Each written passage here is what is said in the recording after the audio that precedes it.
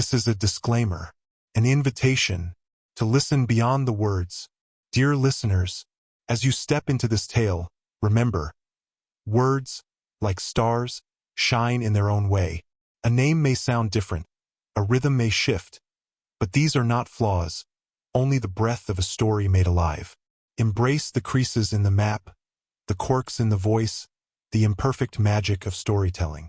Listen with an open heart, and the journey will remain unchanged. Subscribe for future content updates and new stories. The Haunted Man and the Ghost's Bargain by Charles Dickens. Chapter 1. The Gift Bestowed. Everybody said so. Far be it from me to assert that what everybody says must be true. Everybody is often as likely to be wrong as right.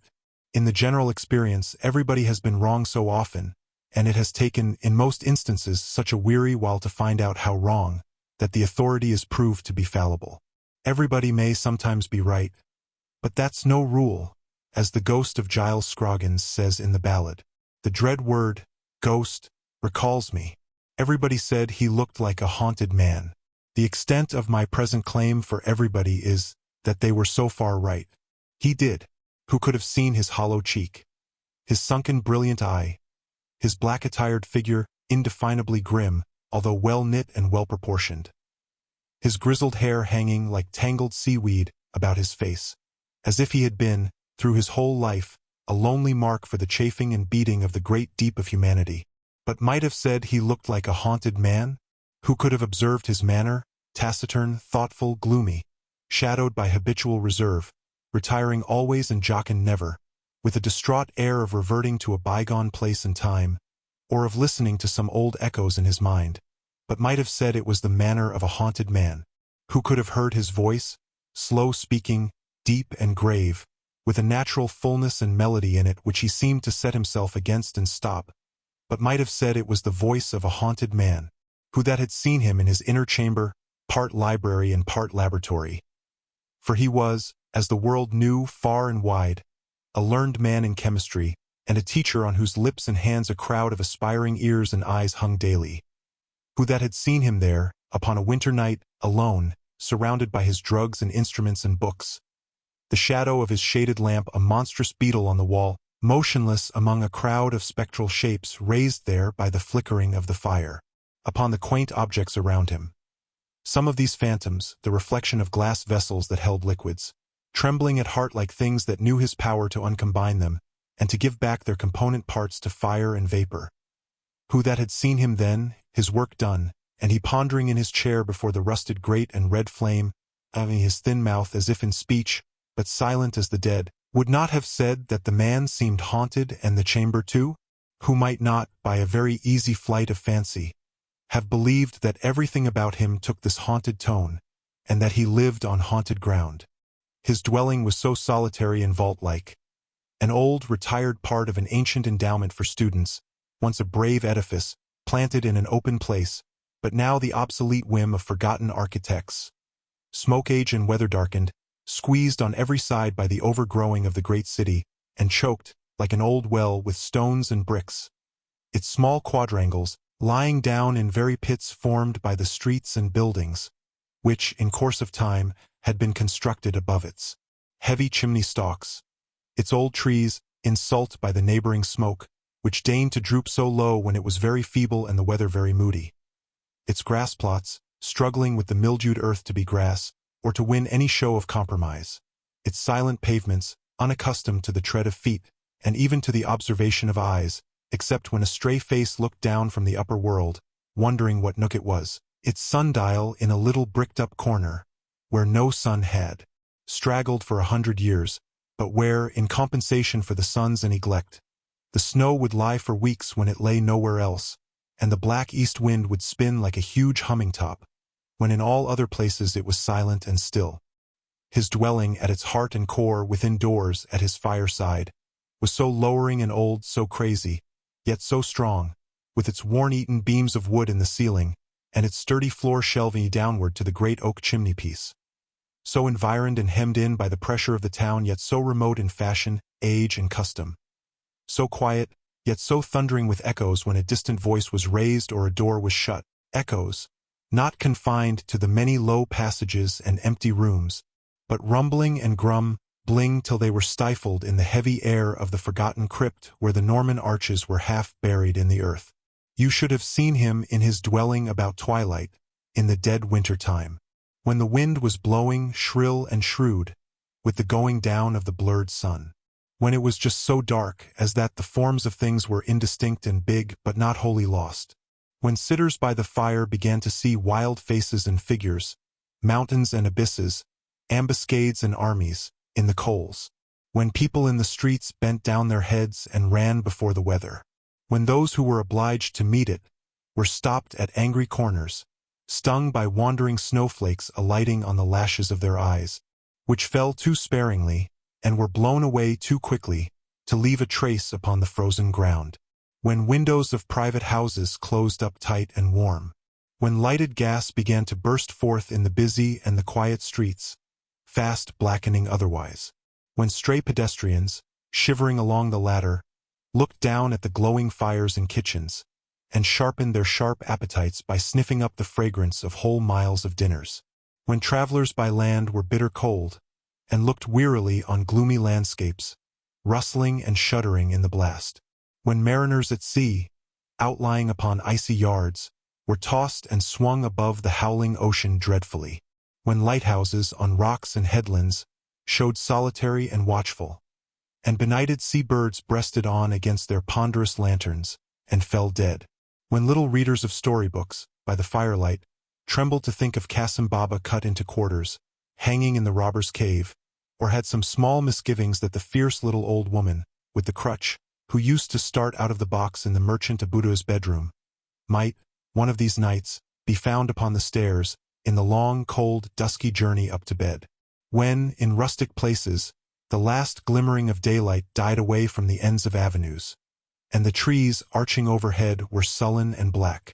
when, in parks and woods, the high wet fern and sodden moss, and beds of fallen leaves, and trunks of trees, were lost to view, in masses of impenetrable shade, when mists arose from dike, and fawn and river, when lights in old halls and in cottage windows were a cheerful sight, when the mill stopped, the wheelwright and the blacksmith shut their workshops, the turnpike gate closed, the plough and harrow were left lonely in the fields, the laborer and team went home, and the striking of the church clock had a deeper sound than at noon, and the churchyard wicket would be swung no more that night, when twilight everywhere released the shadows, prisoned up all day, that now closed in and gathered like mustering swarms of ghosts, when they stood lowering in corners of rooms and frowned out from behind half-open doors, when they had full possession of unoccupied apartments, when they danced upon the floors and walls and ceilings of inhabited chambers, while the fire was low,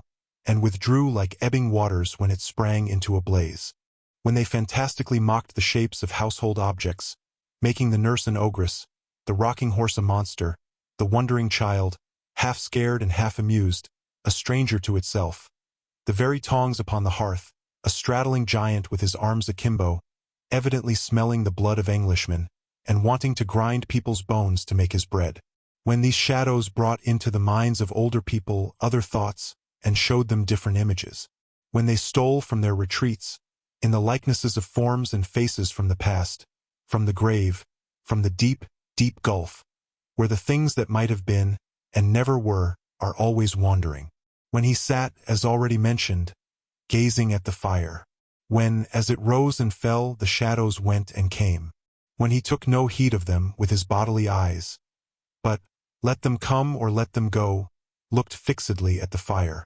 You should have seen him, then, when the sounds that had arisen with the shadows, and come out of their lurking places at the twilight summons, seemed to make a deeper stillness all about him, when the wind was rumbling in the chimney, and sometimes crooning, sometimes howling in the house, when the old trees outside were so shaken and beaten, that one querulous old rook, unable to sleep, protested now and then, in a feeble, dozy, high-up caw, when, at intervals, the window trembled, the rusty vane upon the turret-top complained, the clock beneath it recorded that another quarter of an hour was gone, or the fire collapsed and fell in with a rattle, when a knock came at his door, in short, as he was sitting so, and roused him. "Who's that?" said he. "Come in." Surely there had been no figure leaning on the back of his chair, no face looking over it. It is certain that no gliding footstep touched the floor, as he lifted up his head, with a start, and spoke. And yet there was no mirror in the room on whose surface his own form could have cast its shadow for a moment. And something had passed darkly and gone. "I'm humbly fearful, sir," said a fresh-colored busy man, holding the door open with his foot for the admission of himself and a wooden tray he carried, and letting it go again by very gentle and careful degrees, when he and the tray had got in, lest it should close noisily, "that it's a good bit past the time tonight. But Mrs. William has been taken off her legs so often." "By the wind?" I have heard it rising." "By the wind, sir, that it's a mercy she got home at all." "Oh dear, yes, it was by the wind, Mr. Redlaw. By the wind." He had, by this time, put down the tray for dinner, and was employed in lighting the lamp and spreading a cloth on the table. From this employment he desisted in a hurry, to stir and feed the fire, and then resumed it, the lamp he had lighted and the blaze that rose under his hand, so quickly changing the appearance of the room, that it seemed as if the mere coming in of his fresh red face and active manner had made the pleasant alteration. "Mrs. William is of course subject at any time, sir, to be taken off her balance by the elements. She is not formed superior to that." "No," returned Mr. Redlaw good-naturedly, though abruptly. "No, sir. Mrs. William may be taken off her balance by earth. As, for example, last Sunday week, when sloppy and greasy, and she going out to tea with her newest sister-in-law, and having a pride in herself, and wishing to appear perfectly spotless though pedestrian. Mrs. William may be taken off her balance by air, as being once over-persuaded by a friend to try a swing at Peckham Fair, which acted on her constitution instantly like a steamboat. Mrs. William may be taken off her balance by fire, as on a false alarm of engines at her mother's, when she went 2 miles in her nightcap. Mrs. William may be taken off her balance by water, as at Battersea, when rowed into the piers by her young nephew, Charlie Swidger Jr., aged 12, which had no idea of boats whatever. But these are elements. Mrs. William must be taken out of elements for the strength of her character to come into play. As he stopped for a reply, the reply was yes, in the same tone as before. "Yes, sir." "Oh dear, yes," said Mr. Swidger, still proceeding with his preparations, and checking them off as he made them. "That's where it is, sir. That's what I always say myself, sir. Such a many of us Swidgers. Pepper. Why, there's my father, sir, superannuated keeper and custodian of this institution, 87-year-old. He's a Swidger. Spoon." "True, William," was the patient and abstracted answer when he stopped again. "Yes, sir," said Mr. Swidger. "That's what I always say, sir. You may call him the trunk of the tree. Bread. Then you come to his successor, my unworthy self-salt, and Mrs. William Swidgers both. Knife and fork. Then you come to all my brothers and their families, Swidgers, man and woman, boy and girl. Why, what with cousins, uncles, aunts, and relationships of this, that, and t'other degree, and what not degree, and marriages, and lyings in, the Swidgers, tumbler, might take hold of hands and make a ring round England." Receiving no reply at all here, from the thoughtful man whom he addressed, Mr. William approached him nearer, and made a feint of accidentally knocking the table with a decanter, to rouse him. The moment he succeeded, he went on, as if in great alacrity of acquiescence. "Yes, sir. That's just what I say myself, sir. Mrs. William and me have often said so. There's Swidgers enough, we say, without our voluntary contributions. Butter. In fact, sir, my father is a family in himself, casters, to take care of, and it happens all for the best that we have no child of our own, though it's made Mrs. William rather quiet-like, too. Quite ready for the fowl and mashed potatoes, sir? Mrs. William said she'd dish in 10 minutes when I left the lodge. I am quite ready, said the other, waking as from a dream, and walking slowly to and fro. Mrs. William has been at it again, sir, said the keeper, as he stood warming a plate at the fire, and pleasantly shading his face with it.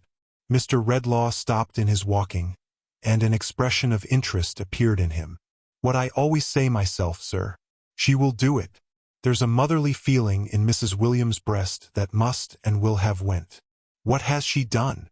Why, sir, not satisfied with being a sort of mother to all the young gentlemen that come up from a variety of parts, to attend your courses of lectures at this ancient foundation. It's surprising how Stone Chaney catches the heat this frosty weather, to be sure. Here he turned the plate and cooled his fingers. Well, said Mr. Redlaw. That's just what I say myself, sir, returned Mr. William, speaking over his shoulder, as if in ready and delighted assent. That's exactly where it is, sir. There ain't one of our students but appears to regard Mrs. William in that light. Every day, right through the course, they puts their heads into the lodge, one after another, and have all got something to tell her or something to ask her. Swidge is the appellation by which they speak of Mrs. William in general, among themselves, I'm told. But that's what I say, sir. Better be called ever so far out of your name, if it's done in real liking, than have it made ever so much of, and not cared about. What's a name for? To know a person by. If Mrs. William is known by something better than her name, I allude to Mrs. William's qualities and disposition. Never mind her name, though it is Swidger by rights. Let 'em call her Swidge, Widge, Bridge, Lord, London Bridge, Blackfriars, Chelsea, Putney, Waterloo, or Hammersmith Suspension, if they like. The close of this triumphant oration brought him and the plate to the table, upon which he half laid and half dropped it, with a lively sense of its being thoroughly heated, just as the subject of his praises entered the room, bearing another tray and a lantern, and followed by a venerable old man with long gray hair. Mrs. William, like Mr. William, was a simple, innocent-looking person, in whose smooth cheeks the cheerful red of her husband's official waistcoat was very pleasantly repeated. But whereas Mr. William's light hair stood on end all over his head, and seemed to draw his eyes up with it in an excess of bustling readiness for anything, the dark brown hair of Mrs. William was carefully smoothed down, and waved away under a trim, tidy cap, in the most exact and quiet manner imaginable. Whereas Mr. William's very trousers hitched themselves up at the ankles, as if it were not in their iron-gray nature to rest without looking about them, Mrs. William's neatly flowered skirts, red and white, like her own pretty face, were as composed and orderly, as if the very wind that blew so hard out of doors could not disturb one of their folds. Whereas his coat had something of a fly-away and half-off appearance about the collar and breast, her little bodice was so placid and neat, that there should have been protection for her in it had she needed any with the roughest people. Who could have had the heart to make so calm a bosom swell with grief, or throb with fear, or flutter with a thought of shame? To whom would its repose and peace have not appealed against disturbance, like the innocent slumber of a child? Punctual, of course, Milly, said her husband, relieving her of the tray. Or it wouldn't be you. Here's Mrs. William, sir. He looks lonelier than ever tonight, whispering to his wife as he was taking the tray, and ghostlier altogether, without any show of hurry or noise, or any show of herself even. She was so calm and quiet. Milly set the dishes she had brought upon the table. Mr. William, after much clattering and running about, having only gained possession of a butterboat of gravy, which he stood ready to serve. "What is that the old man has in his arms?" asked Mr. Redlaw, as he sat down to his solitary meal. "Holly, sir," replied the quiet voice of Milly. "That's what I say myself, sir," interposed Mr. William, striking in with the butterboat. "Berries is so seasonable to the time of year. Brown gravy. Another Christmas come, another year gone," murmured the chemist with a gloomy sigh. "More figures in the lengthening sum of recollection that we work and work at to our torment, till death idly jumbles all together and rubs all out. So, Philip," breaking off and raising his voice as he addressed the old man, standing apart, with his glistening burden in his arms, from which the quiet Mrs. William took small branches, which she noiselessly trimmed with her scissors, and decorated the room with, while her aged father-in-law looked on much interested in the ceremony. "My duty to you, sir," returned the old man. "Should have spoke before, sir, but know your ways, Mr. Redlaw, proud to say, and wait till spoke to. Merry Christmas, sir, and Happy New Year, and many of 'em. Have had a pretty many of 'em myself. Ha, ha, and may take the liberty of wishing 'em. I'm 87. Have you had so many that were merry and happy?" asked the other. "Aye, sir, ever so many," returned the old man. "Is his memory impaired with age?" "It is to be expected now," said Mr. Redlaw, turning to the son and speaking lower. "Not a morsel of it, sir," replied Mr. William. "That's exactly what I say myself, sir. There never was such a memory as my father's. He's the most wonderful man in the world. He don't know what forgetting means. It's the very observation I'm always making to Mrs. William, sir, if you'll believe me." Mr. Swidger, in his polite desire to seem to acquiesce at all events, delivered this as if there were no iota of contradiction in it, and it were all said in unbounded and unqualified assent. The chemist pushed his plate away, and, rising from the table, walked across the room to where the old man stood looking at a little sprig of holly in his hand. "It recalls the time when many of those years were old and new, then?" he said, observing him attentively, and touching him on the shoulder. "Does it?" "Oh, many, many," said Philip, half awaking from his reverie. "I'm 87. Merry and happy, was it?" asked the chemist in a low voice. "Merry and happy, old man? Maybe as high as that, no higher," said the old man, holding out his hand a little way above the level of his knee, and looking retrospectively at his questioner. "When I first remember him, cold, sunshiny day, it was out a-walking, when someone, it was my mother as sure as you stand there, though I don't know what her blessed face was like, for she took ill and died that Christmas time, told me they were food for birds. The pretty little fellow thought, that's me, you understand, that birds' eyes were so bright, perhaps, because the berries that they lived on in the winter were so bright. I recollect that. And I'm 87. Merry and happy," mused the other, bending his dark eyes upon the stooping figure, with a smile of compassion. "Merry and happy, and remember well." I, resumed the old man, catching the last words. "I remember 'em well in my school time, year after year, and all the merrymaking that used to come along with them. I was a strong chap then, Mr. Redlaw, and, if you'll believe me, hadn't my match at football within 10 mile. Where's my son William? Hadn't my match at football, William, within 10 mile. That's what I always say, father," returned the son promptly, and with great respect. "You are a Swidger, if ever there was one of the family." "Dear," said the old man, shaking his head as he again looked at the holly. "His mother, my son William's my youngest son, and I have sat among 'em all, boys and girls, little children and babies, many a year, when the berries like these were not shining half so bright all round us, as their bright faces. Many of 'em are gone. She's gone, and my son George, our eldest, who was her pride more than all the rest, is fallen very low, but I can see them, when I look here, alive and healthy, as they used to be in those days, and I can see him, thank God, in his innocence. It's a blessed thing to me at 87. The keen look that had been fixed upon him with so much earnestness had gradually sought the ground. When my circumstances got to be not so good as formerly, through not being honestly dealt by, and I first come here to be custodian," said the old man, "which was upwards of 50 years ago. Where's my son William?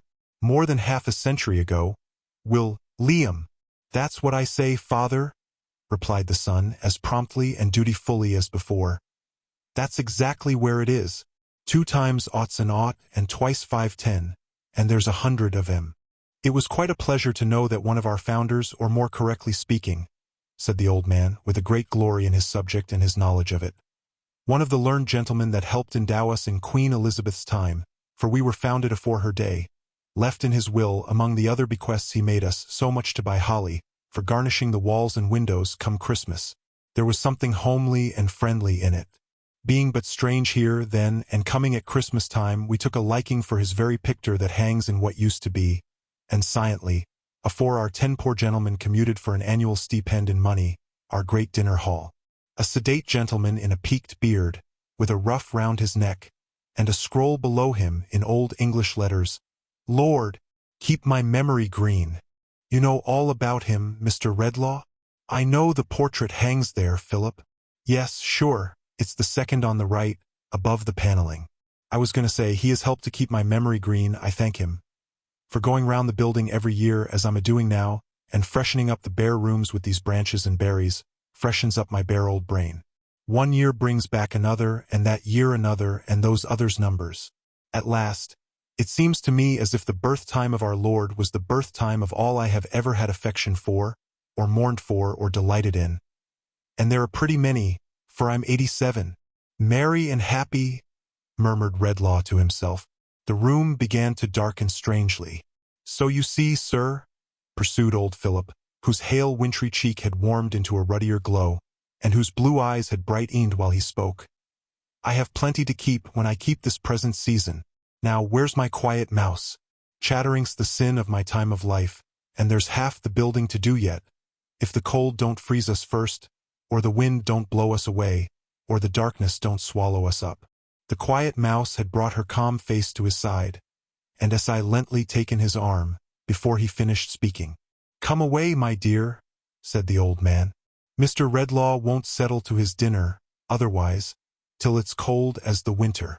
I hope you'll excuse me rambling on, sir, and I wish you good night, and once again a merry— Stay, said Mr. Redlaw, resuming his place at the table more, it would have seemed from his manner, to reassure the old keeper, than in any remembrance of his own appetite. Spare me another moment, Philip. William, you were going to tell me something to your excellent wife's honor. It will not be disagreeable to her to hear you praise her. What was it? Why, that's where it is, you see, sir, returned Mr. William Swidger, looking towards his wife in considerable embarrassment. Mrs. Williams got her eye upon me. But you're not afraid of Mrs. Williams' eye? Why, no, sir, returned Mr. Swidger. That's what I say myself. It wasn't made to be afraid of. It wouldn't have been made so mild, if that was the intention. But I wouldn't like to Millie. Him, you know, down in the buildings. Mr. William, standing behind the table, and rummaging disconcertedly among the objects upon it, directed persuasive glances at Mrs. William, and secret jerks of his head and thumb at Mr. Redlaw, as alluring her towards him. Him, you know, my love, said Mr. William, down in the buildings. Tell, my dear, you're the works of Shakespeare in comparison with myself. Down in the buildings, you know, my love. Student. Student? Repeated Mr. Redlaw, raising his head. That's what I say, sir, cried Mr. William, in the utmost animation of assent. If it wasn't the poor student down in the buildings, why should you wish to hear it from Mrs. Williams' lips? Mrs. William, my dear buildings. I didn't know, said Milly, with a quiet frankness, free from any haste or confusion, that William had said anything about it, or I wouldn't have come. I asked him not to. It's a sick young gentleman, sir, and very poor, I am afraid, who is too ill to go home this holiday time, and lives, unknown to anyone, in but a common kind of lodging for a gentleman, down in Jerusalem buildings. That's all, sir. Why have I never heard of him? Said the chemist, rising hurriedly. Why has he not made his situation known to me? Sick. Give me my hat and cloak. Poor. What house? What number? Oh, you mustn't go there, sir, said Milly, leaving her father-in-law, and calmly confronting him with her collected little face and folded hands. Not go there. Oh dear, no, said Milly, shaking her head as at a most manifest and self-evident impossibility. It couldn't be thought of. What do you mean? Why not? Why, you see, sir, said Mr. William Swidger persuasively and confidentially. That's what I say. Depend upon it, the young gentleman would never have made his situation known to one of his own sex. Mrs. Williams has got into his confidence, but that's quite different. They all confide in Mrs. William. They all trust her. A man, sir, couldn't have got a whisper out of him. But woman, sir, and Mrs. William combined, there is good sense and delicacy in what you say, William, returned Mr. Redlaw, observant of the gentle and composed face at his shoulder, and laying his finger on his lip, he secretly put his purse into her hand. Oh dear no, sir, cried Milly, giving it back again. Worse and worse. Couldn't be dreamed of. Such a staid, matter-of-fact housewife she was, and so unruffled by the momentary haste of this rejection, that an instant afterwards she was tidily picking up a few leaves which had strayed from between her scissors and her apron, when she had arranged the holly. Finding, when she rose from her stooping posture, that Mr. Redlaw was still regarding her with doubt and astonishment, she quietly repeated, looking about the while for any other fragments that might have escaped her observation. "Oh dear no, sir. He said that of all the world he would not be known to you, or receive help from you, though he is a student in your class. I have made no terms of secrecy with you, but I trust to your honor completely." "Why did he say so?" "Indeed I can't tell, sir," said Milly after thinking a little. "Because I am not at all clever, you know, and I wanted to be useful to him in making things neat and comfortable about him and employed myself that way. But I know he is poor and lonely, and I think he is somehow neglected too. How dark it is!" The room had darkened more and more. There was a very heavy gloom and shadow gathering behind the chemist's chair. "What more about him?" he asked. "He is engaged to be married when he can afford it," said Milly, "and is studying, I think, to qualify himself to earn a living. I have seen, a long time, that he has studied hard and denied himself much." "How very dark it is! It's turned colder too," said the old man, rubbing his hands. "There's a chill and dismal feeling in the room. Where's my son William? William, my boy, turn the lamp and rouse the fire." Milly's voice resumed, like quiet music very softly played. "He muttered in his broken sleep yesterday afternoon, after talking to me," this was to herself, "about someone dead, and some great wrong done that could never be forgotten. But whether to him or to another person I don't know. Not by him, I am sure. And, in short, Mrs. William, you see, which she wouldn't say herself, Mr. Redlaw, if she was to stop here till the new year after this next one," said Mr. William, coming up to him to speak in his ear, "has done him worlds of good. Bless you, worlds of good. All at home just the same as ever. My father made us snug and comfortable. Not a crumb of litter to be found in the house, if you were to offer £50 ready money for it. Mrs. William apparently never out of the way, yet Mrs. William backwards and forwards, up and down, a mother to him." The room turned darker and colder, and the gloom and shadow gathering behind the chair was heavier. "Not content with this, sir, Mrs. William goes and finds, this very night, when she was coming home, why it's not above a couple of hours ago, a creature more like a young wild beast than a young child, shivering upon a doorstep. What does Mrs. William do? But brings it home to dry it, and feed it, and keep it till our old bounty of food and flannel is given away on Christmas morning. If it ever felt a fire before, it's as much as ever it did. For it's sitting in the old lodge chimney, staring at ours as if its ravenous eyes would never shut again. It's sitting there at least," said Mr. William, correcting himself on reflection, "unless it's bolted. Heaven keep her happy," said the chemist aloud. "And you too, Philip, and you, William. I must consider what to do in this. I may desire to see this student. I'll not detain you any longer now. Good night." "I thank 'ee, sir, I thank 'ee," said the old man. "For Mouse, and for my son William, and for myself. Where's my son William? William, you take the lantern and go on first, through them long dark passages, as you did last year and the year afore. Ha ha! I remember, though I'm 87. Lord, keep my memory green. It's a very good prayer, Mr. Redlaw, that of the learned gentleman in the peaked beard, with a ruff round his neck, hangs up, second on the right above the panelling, in what used to be, afore our 10 poor gentlemen commuted, our great dinner hall. Lord, keep my memory green.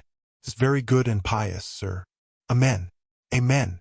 As they passed out and shut the heavy door, which, however carefully withheld, fired a long train of thundering reverberations when it shut at last, the room turned darker. As he fell amusing in his chair alone, the healthy holly withered on the wall, and dropped, dead branches.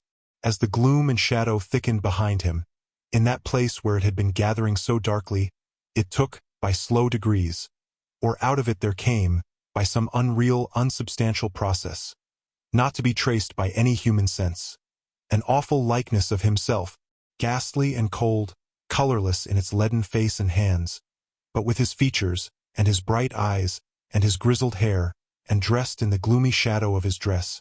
It came into his terrible appearance of existence motionless, without a sound. As he leaned his arm upon the elbow of his chair, ruminating before the fire, it leaned upon the chair back, close above him, with its appalling copy of his face looking where his face looked, and bearing the expression his face bore. This, then, was the something that had passed and gone already. This was the dread companion of the haunted man. It took, for some moments, no more apparent heed of him than he of it. The Christmas waits were playing somewhere in the distance, and, through his thoughtfulness, he seemed to listen to the music. Seemed to listen too. At length he spoke, without moving or lifting up his face. "Here again," he said. "Here again," replied the phantom. "I see you in the fire," said the haunted man. "I hear you in music, in the wind, in the dead stillness of the night." The phantom moved its head, assenting. "Why do you come, to haunt me thus?" "I come as I am called," replied the ghost. "No, unbidden," exclaimed the chemist. "Unbidden be it," said the spectre. "It is enough. I am here." Hitherto the light of the fire had shone on the two faces, if the dread lineaments behind the chair might be called a face, both addressed towards it as at first, and neither looking at the other. But now the haunted man turned, suddenly, and stared upon the ghost. The ghost, as sudden in its motion, passed to before the chair, and stared on him. The living man, and the animated image of himself dead, might so have looked, the one upon the other. An awful survey, in a lonely and remote part of an empty old pile of building, on a winter night, with the loud wind going by upon its journey of mystery. Whence or whither, no man knowing since the world began, and the stars, in unimaginable millions, glittering through it, from eternal space, where the world's bulk is as a grain, and its hoary age is infancy. "Look upon me," said the spectre. "I am he, neglected in my youth and miserably poor, who strove and suffered, and still strove and suffered, until I hewed out knowledge from the mine where it was buried, and made rugged steps thereof, for my worn feet to rest and rise on. I am that man," returned the chemist. "No mother's self-denying love," pursued the phantom. "No father's counsel aided me. A stranger came into my father's place when I was but a child, and I was easily an alien from my mother's heart. My parents, at the best, were of that sort whose care soon ends, and whose duty is soon done, who cast their offspring loose early as birds do theirs, and if they do well claim the merit, and if ill the pity. It paused, and seemed to tempt and goad him with its look, and with the manner of its speech, and with its smile. "I am he," pursued the phantom, "who, in this struggle upward, found a friend. I made him, won him, bound him to me. We worked together side by side. All the love and confidence that in my earlier youth had had no outlet, and found no expression, I bestowed on him." "Not all," said Redlaw hoarsely. "No, not all," returned the phantom. "I had a sister." The haunted man, with his head resting on his hands, replied, "I had."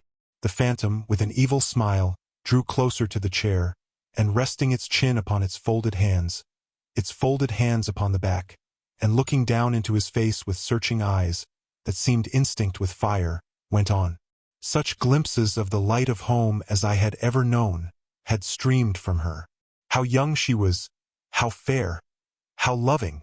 I took her to the first poor roof that I was master of, and made it rich. She came into the darkness of my life, and made it bright. She is before me. I saw her in the fire but now. I hear her in music, in the wind, in the dead stillness of the night," returned the haunted man.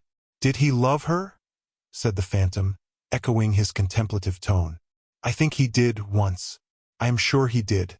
Better had she loved him less secretly, less dearly, from the shallower depths of a more divided heart." "Let me forget it," said the chemist, with an angry motion of his hand. "Let me blot it from my memory." The spectre, without stirring, and with its unwinking, cruel eyes still fixed upon his face, went on. "A dream like hers stole upon my own life." "It did," said Redlaw. "A love as like hers," pursued the phantom, "as my inferior nature might cherish, arose in my own heart.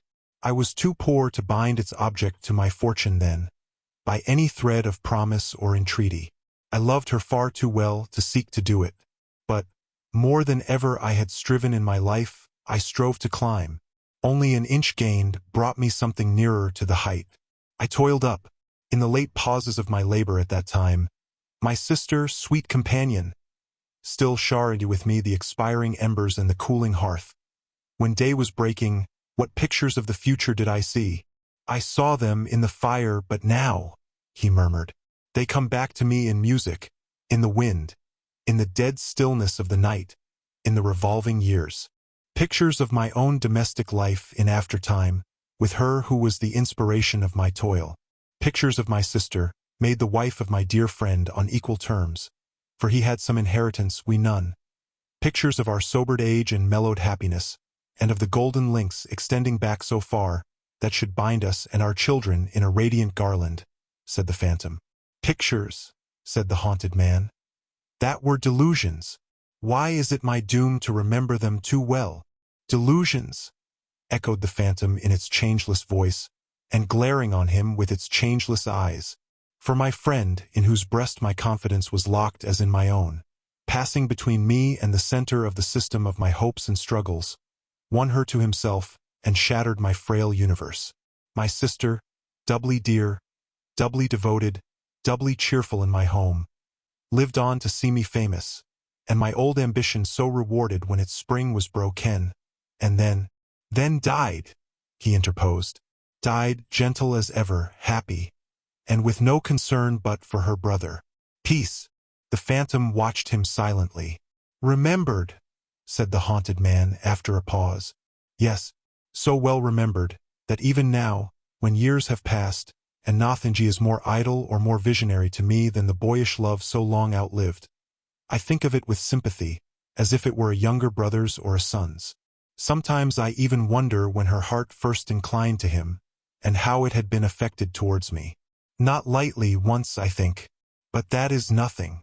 Early unhappiness, a wound from a hand I loved and trusted, and a loss that nothing can replace, outlive such fancies. Thus, said the phantom, I bear within me a sorrow and a wrong. Thus I prey upon myself. Thus, memory is my curse. And, if I could forget my sorrow and my wrong, I would. Mocker, said the chemist, leaping up and making, with a wrathful hand, at the throat of his other self. Why have I always that taunt in my ears? Forbear, exclaimed the spectre in an awful voice. Lay a hand on me, and die. He stopped midway, as if its words had paralyzed him, and stood looking on it. It had glided from him. It had its arm raised high in warning, and a smile passed over its unearthly features as it reared its dark figure in triumph. If I could forget my sorrow and wrong, I would, the ghost repeated. If I could forget my sorrow and my wrong, I would. Evil spirit of myself, returned the haunted man, in a low, trembling tone. My life is darkened by that incessant whisper. It is an echo, said the phantom. If it be an echo of my thoughts, as now, indeed, I know it is, rejoined the haunted man. Why should I, therefore, be tormented? It is not a selfish thought. I suffer it to range beyond myself. All men and women have their sorrows. Most of them their wrongs, ingratitude and sordid jealousy, and interest, besetting all degrees of life. Who would not forget their sorrows and their wrongs? Who would not truly and be happier and better for it? Said the phantom. These revolutions of years, which we commemorate, proceeded Redlaw, what do they recall? Are there any minds in which they do not reawaken some sorrow, or some trouble? What is the remembrance of the old man who was here tonight? A tissue of sorrow and trouble. But common natures, said the phantom, with its evil smile upon its glassy face. Unenlightened minds and ordinary spirits do not feel or reason on these things like men of higher cultivation and profounder thought. Tempter, answered Redlaw, whose hollow look and voice I dread more than words can express, and from whom some dim foreshadowing of greater fear is stealing over me while I speak, I hear again an echo of my own mind. Receive it as a proof that I am powerful, returned the ghost. Hear what I offer. Forget the sorrow, wrong, and trouble you have known. Forget them, he repeated. I have the power to cancel their remembrance, to leave but very faint, confused traces of them, that will die out soon," returned the spectre. "Say, is it done?" "Stay!" cried the haunted man, arresting by a terrified gesture the uplifted hand. "I tremble with distrust and doubt of you, and the dim fear you cast upon me deepens into a nameless horror I can hardly bear. I would not deprive myself of any kindly recollection, or any sympathy that is good for me or others. What shall I lose, if I assent to this? What else will pass from my remembrance? No knowledge, no result of study, nothing but the intertwisted chain of feelings and associations, each in its turn dependent on, and nourished by, the banished recollections. Those will go. "Are they so many?" said the haunted man, reflecting in alarm. "They have been wont to show themselves in the fire, in music, in the wind, in the dead stillness of the night, in the revolving years," returned the phantom scornfully. "In nothing else?" The phantom held its peace, but having stood before him, silent, for a little while, it moved towards the fire, then stopped. "Decide," it said, "before the opportunity is lost." "A moment. I call heaven to witness," said the agitated man, "that I have never been a hater of any kind, never morose, indifferent, or hard to anything around me. If, living here alone, I have made too much of all that was and might have been, and too little of what is, the evil, I believe, has fallen on me and not on others. But, if there were poison in my body, should I not, possessed of antidotes and knowledge how to use them? If there be poison in my mind, and through this fearful shadow I can cast it out, shall I not cast it out?" "Say," said the spectre, "is it done?" "A moment longer," he answered hurriedly.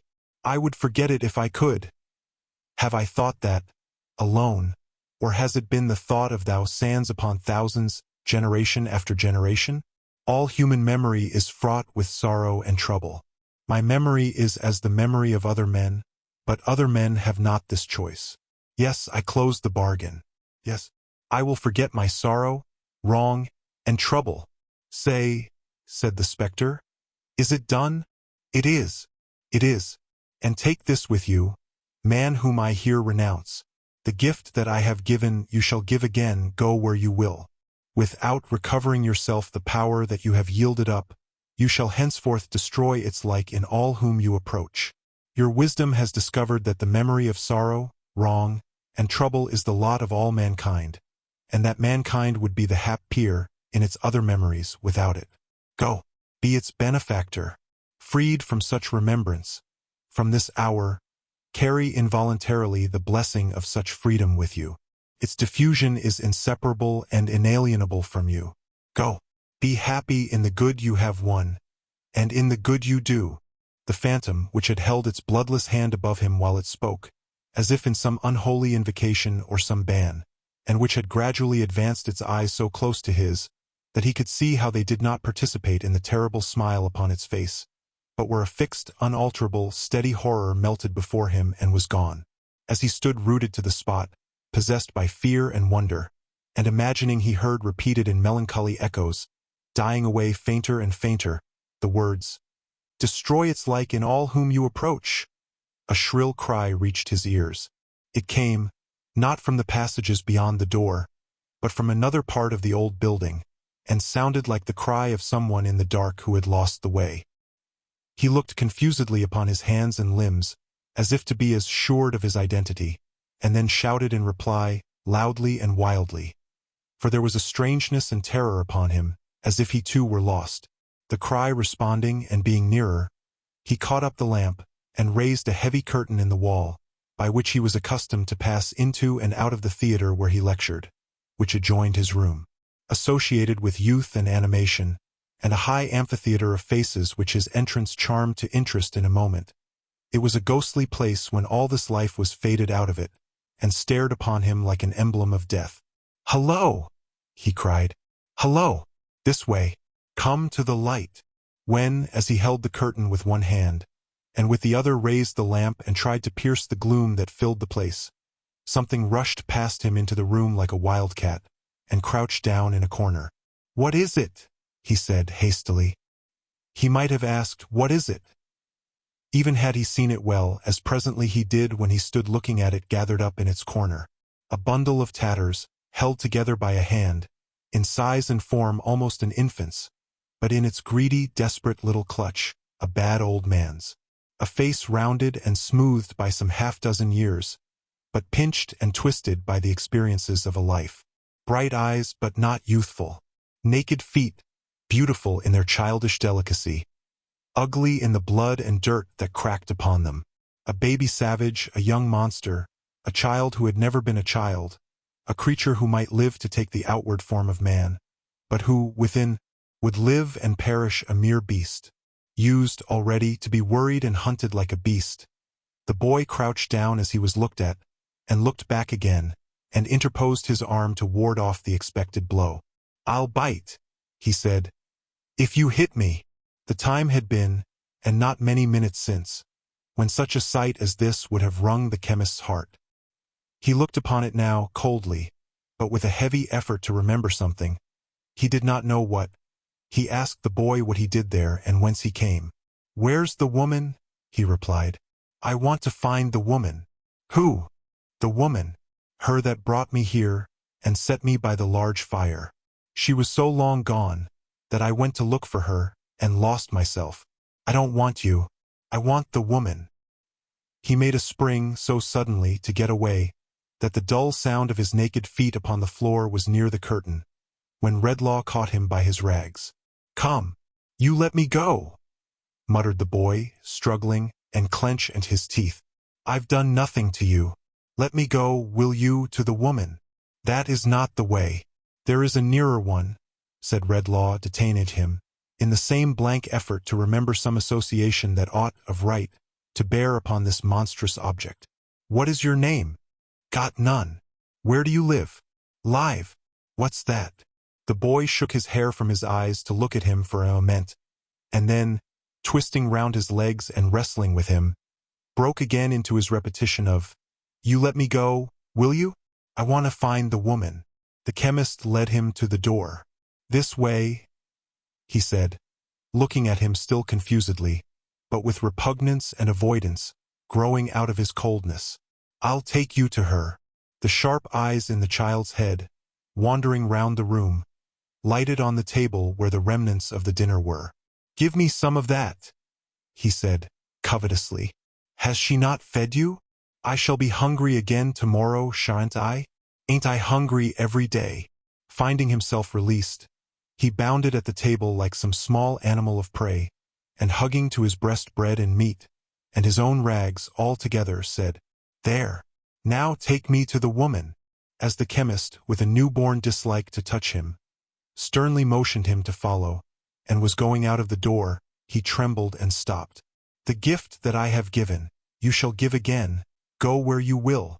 The phantom's words were blowing in the wind, and the wind blew chill upon him.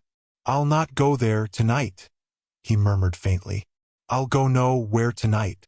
Boy!" Straight down this long arched passage, and past the great dark door into the yard. "You see the fire shining on the window there." "The woman's fire?" inquired the boy. He nodded, and the naked feet had sprung away. He came back with his lamp, locked his door hastily, and sat down in his chair, covering his face like one who was frightened at himself.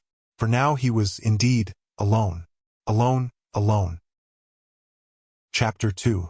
The Gift Diffused. A small man sat in a small parlor, partitioned off from a small shop by a small screen, pasted all over with small scraps of newspapers.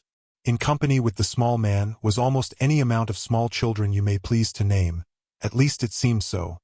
They made, in that very limited sphere of action, such an imposing effect in point of numbers. Of these small fry, 2 had, by some strong machinery, been got into bed in a corner, where they might have reposed snugly enough in the sleep of innocence, but for a constitutional propensity to keep awake, and also to scuffle in and out of bed. The immediate occasion of these predatory dashes at the waking world was the construction of an oyster-shell wall in a corner by 2 other youths of tender age, on which fortification the 2 in bed made harassing descents, like those accursed Picts and Scots who beleaguer the early historical studies of most young Britons, and then withdrew to their own territory. In addition to the stir attendant on these inroads, and the retorts of the invaded, who pursued hotly, and made lunges at the bedclothes under which the marauders took refuge, another little boy, in another little bed, contributed his mite of confusion to the family stock, by casting his boots upon the waters. In other words, by launching these and several small objects, inoffensive in themselves, though of a hard substance considered as missiles, at the disturbers of his repose, who were not slow to return these compliments. Besides which, another little boy, the biggest there, but still little, was tottering to and fro, bent on one side, and considerably affected in his knees by the weight of a large baby, which he was supposed by a fiction that obtains sometimes in sanguine families, to be hushing to sleep.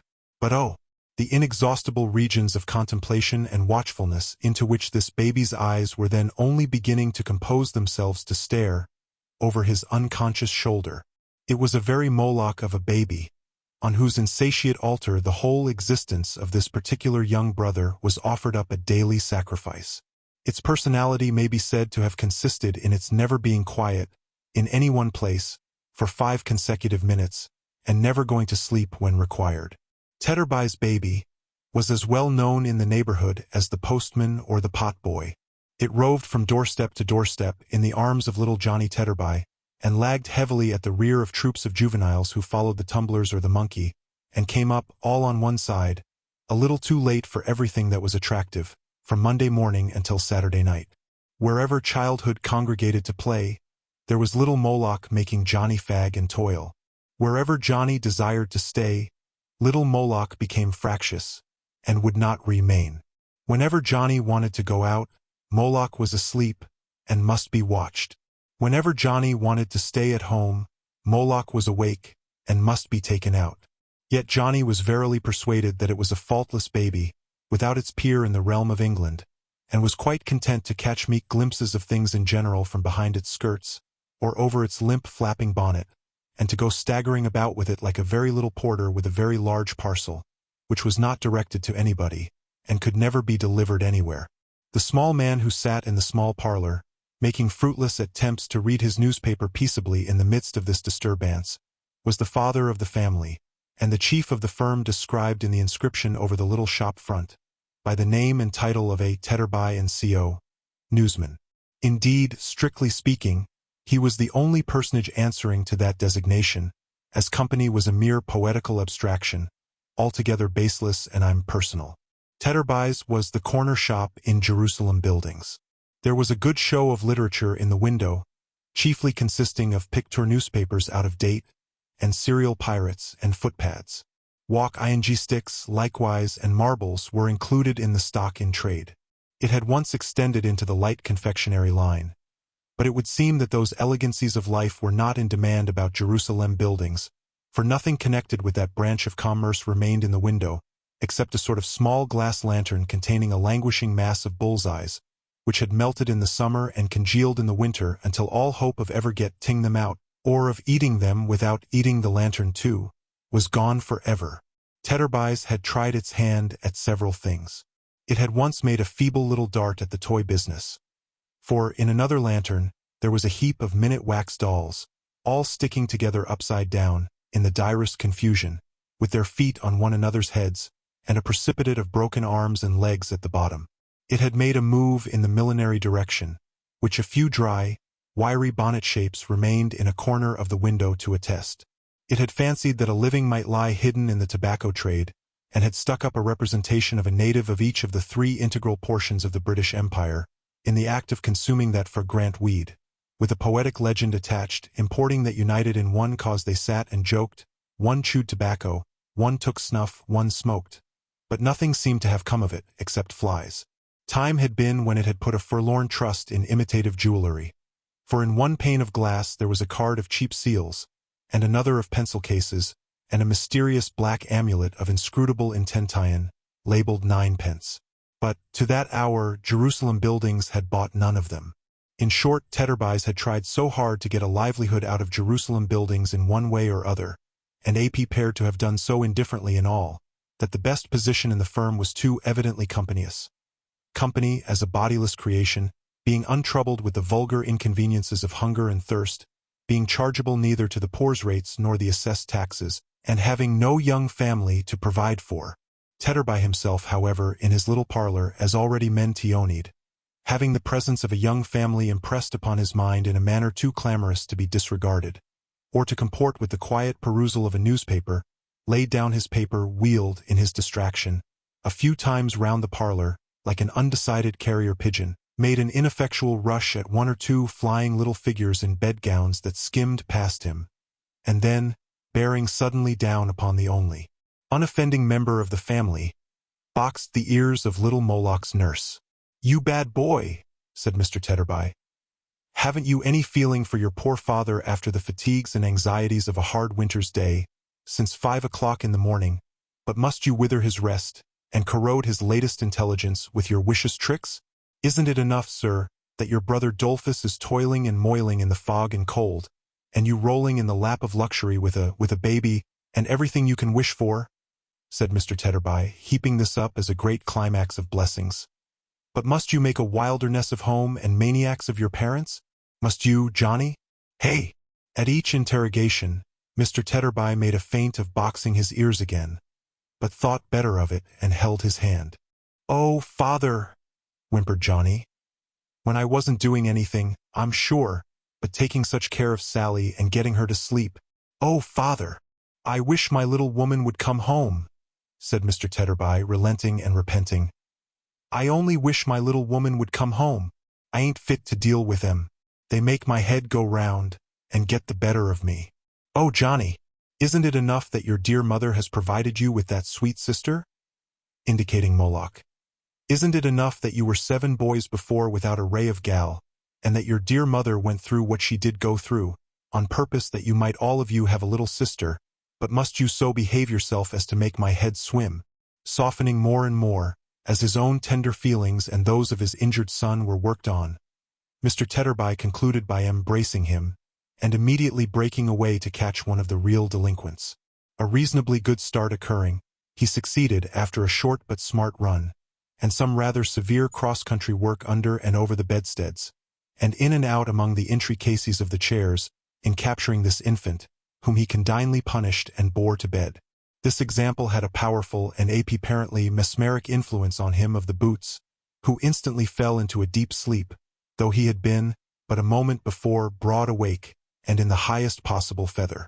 Nor was it lost upon the 2 young architects, who retired to bed, in an adjoining closet, with great privacy and speed. The comrade of the intercepted one also shrinking into his nest with similar discretion. Mr. Tetterby, when he paused for breath, found himself unexpectedly in a scene of peace. "My little woman herself," said Mr. Tetterby, wiping his flushed face, "could hardly have done it better. I only wish my little woman had had it to do. I do indeed." Mr. Tetterby sought upon his screen for a passage appropriate to be impressed upon his children's minds on the occasion, and read the following. "It is an undoubted fact that all remarkable men have had remarkable mothers, and have respected them in after life as their best friends. Think of your own remarkable mother, my boys," said Mr. Tetterby, "and know her value while she is still among you." He sat down again in his chair by the fire, and composed himself, cross-legged, over his newspaper. "Let anybody, I don't care who it is, get out of bed again," said Tetterby as a general proclamation, delivered in a very soft-hearted manner. "And astonishment will be the portion of that respected contemporary," which expression Mr. Tetterby selected from his screen. "Johnny, my child, take care of your only sister Sally, for she's the brightest gem that ever sparkled on your early brow." Johnny sat down on a little stool, and devotedly crushed himself beneath the weight of Moloch. "Ah, what a gift that baby is to you, Johnny," said his father, "and how thankful you ought to be. It is not generally known, Johnny." He was now referring to the screen again. "But it is a fact ascertained, by accurate calculations, that the following immense percentage of babies never attain to 2 years old. That is to say—" "Oh, don't, father, please," cried Johnny. "I can't bear it when I think of Sally." Mr. Tetterby, desisting Johnny, with a profound sense of his trust, wiped his eyes and hushed his sister. "Your brother Dolphus," said his father, poking the fire. Is late tonight, Johnny, and will come home like a lump of ice. What's got your precious mother? Here's mother and Dolphus too, father, exclaimed Johnny. I think you're right, returned his father, listening. Yes, that's the footstep of my little woman. The process of induction, by which Mr. Tetterby had come to the conclusion that his wife was a little woman, was his own secret. She would have made 2 editions of himself very easily. Considered as an individual, she was rather remarkable for being robust and portly, but considered with reference to her husband, her dimensions became magnificent. Nor did they assume a less imposing proportion when studied with reference to the size of her 7 sons, who were but diminutive. In the case of Sally, however, Mrs. Tetterby had asserted herself at last, as nobody knew better than the victim Johnny, who weighed and measured that exacting idol every hour in the day. Mrs. Tetterby, who had been marketing and carried a basket, threw back her bonnet and shawl, and sitting down, fatigued, commanded Johnny to bring his sweet charge to her straightway, for a kiss. Johnny having complied and gone back to his stool, and again crushed himself, Master Adolphus Tetterby, who had by this time unwound his torso out of a prismatic comforter, apparently interminable, requested the same favor.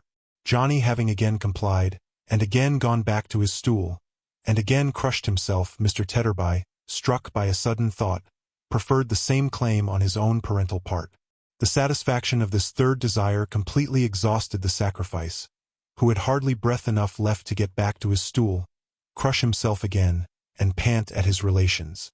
Whatever you do, Johnny, said Mrs. Tetterby, shaking her head, take care of her, or never look your mother in the face again. Nor your brother, said Adolphus. Nor your father, Johnny, added Mr. Tetterby. Johnny, much affected by this conditional renunciation of him, looked down at Moloch's eyes to see that they were all right, so far, and skillfully patted her back, which was uppermost, and rocked her with his foot. Are you wet, Dolphus, my boy? Said his father. Come and take my chair, and dry yourself. No, father, thank you, said Adolphus, smoothing himself down with his hands. I ain't very wet, I don't think. Does my face shine much, father? Well, it does look waxy, my boy, returned Mr. Tetterby. It's the weather, father, said Adolphus, polishing his cheeks on the worn sleeve of his jacket. What with rain and sleet and wind and snow and fog, my face gets quite brought out into a rash sometimes. And shines it does. Oh, don't it though? Master Adolphus was also in the newspaper line of life, being employed, by a more thriving firm than his father and company, to vend newspapers at a railway station, where his chubby little person, like a shabbily disguised Cupid, and his shrill little voice, he was not much more than 10 years old, were as well known as the hoarse panting of the locomotives, running in and out.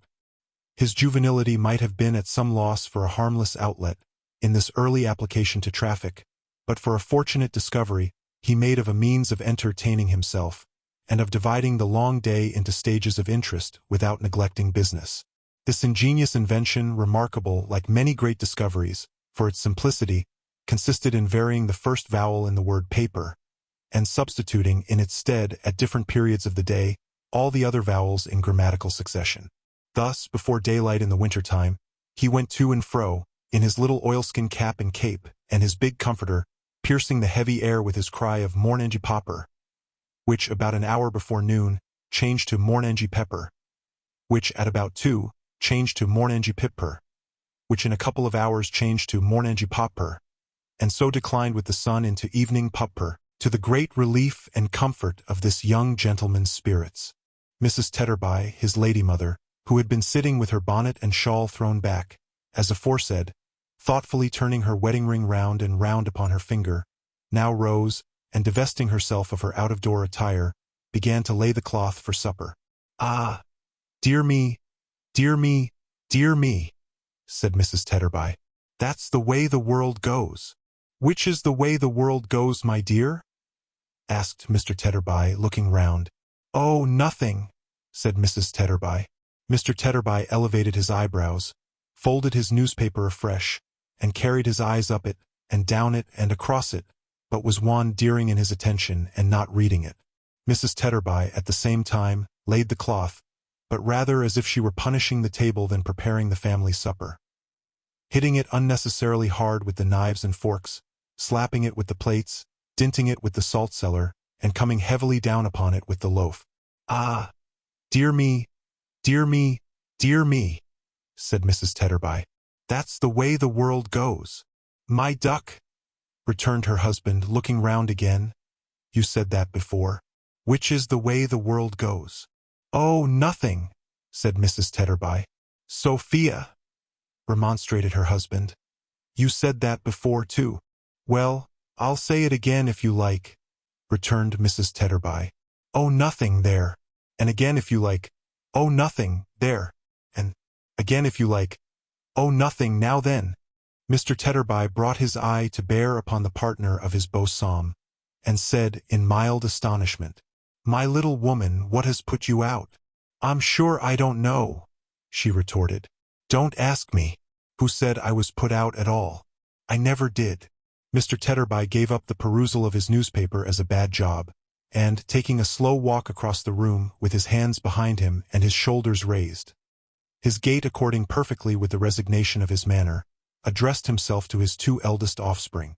"Your supper will be ready in a minute, Dolphus," said Mr. Tetterby. "Your mother has been out in the wet, to the cook's shop, to buy it. It was very good of your mother so to do. You shall get some supper too very soon, Johnny. Your mother's pleased with you, my man, for being so attentive to your precious sister." Mrs. Tetterby, without any remark, but with a decided subsidence of her animosity towards the table, finished her preparations, and took from her ample basket a substantial slab of hot peas pudding wrapped in paper, and a basin covered with a saucer, which, on being uncovered, sent forth an odor so agreeable that the 3 pair of eyes in the 2 beds opened wide and fixed themselves upon the banquet.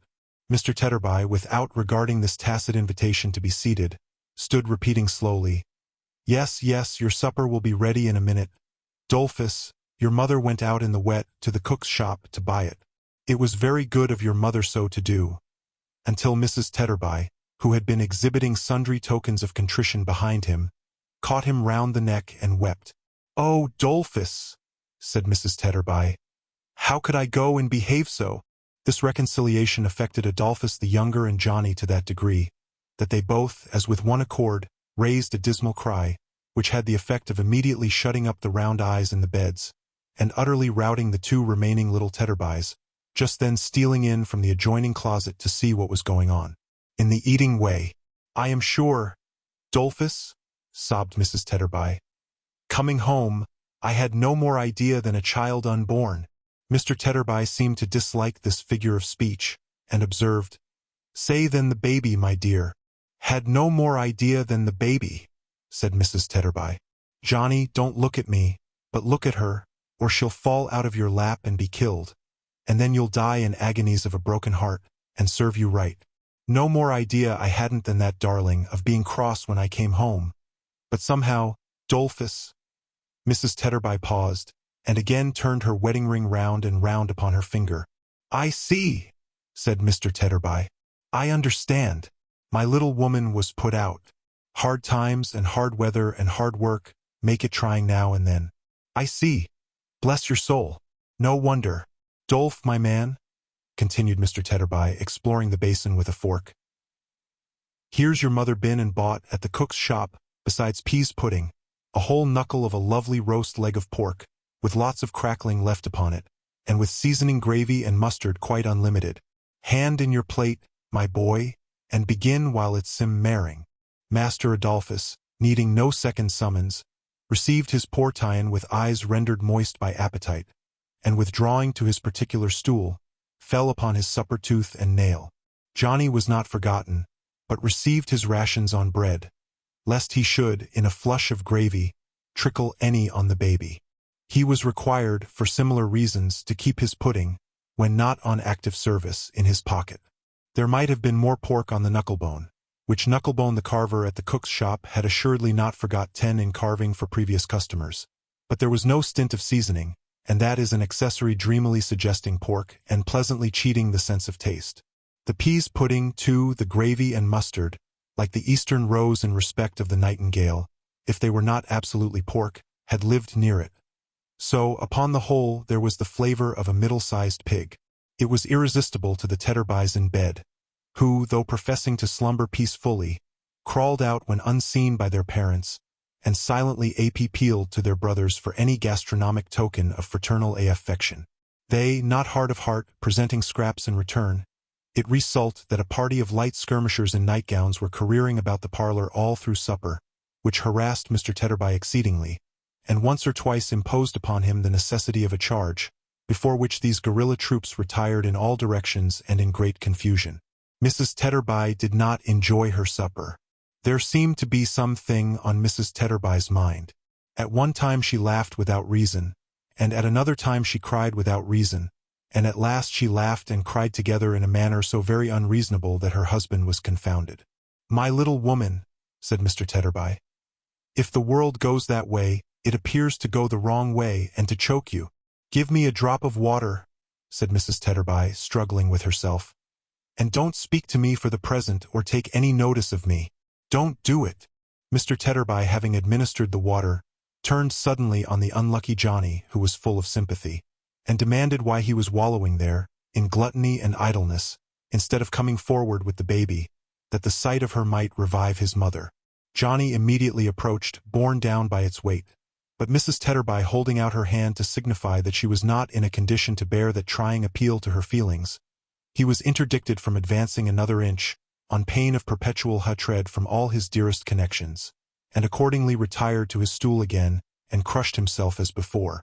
After a pause, Mrs. Tetterby said she was better now, and began to laugh. "My little woman," said her husband dubiously, "are you quite sure you're better? Or are you, Sophia, about to break out in a fresh direction?" "No, Dolphus, no," replied his wife. "I'm quite myself." With that, settling her hair, and pressing the palms of her hands upon her eyes, she laughed again. "What a wicked fool I was to think so for a moment," said Mrs. Tetterby. "Come nearer, Dolphus, and let me ease my mind, and tell you what I mean. Let me tell you all about it."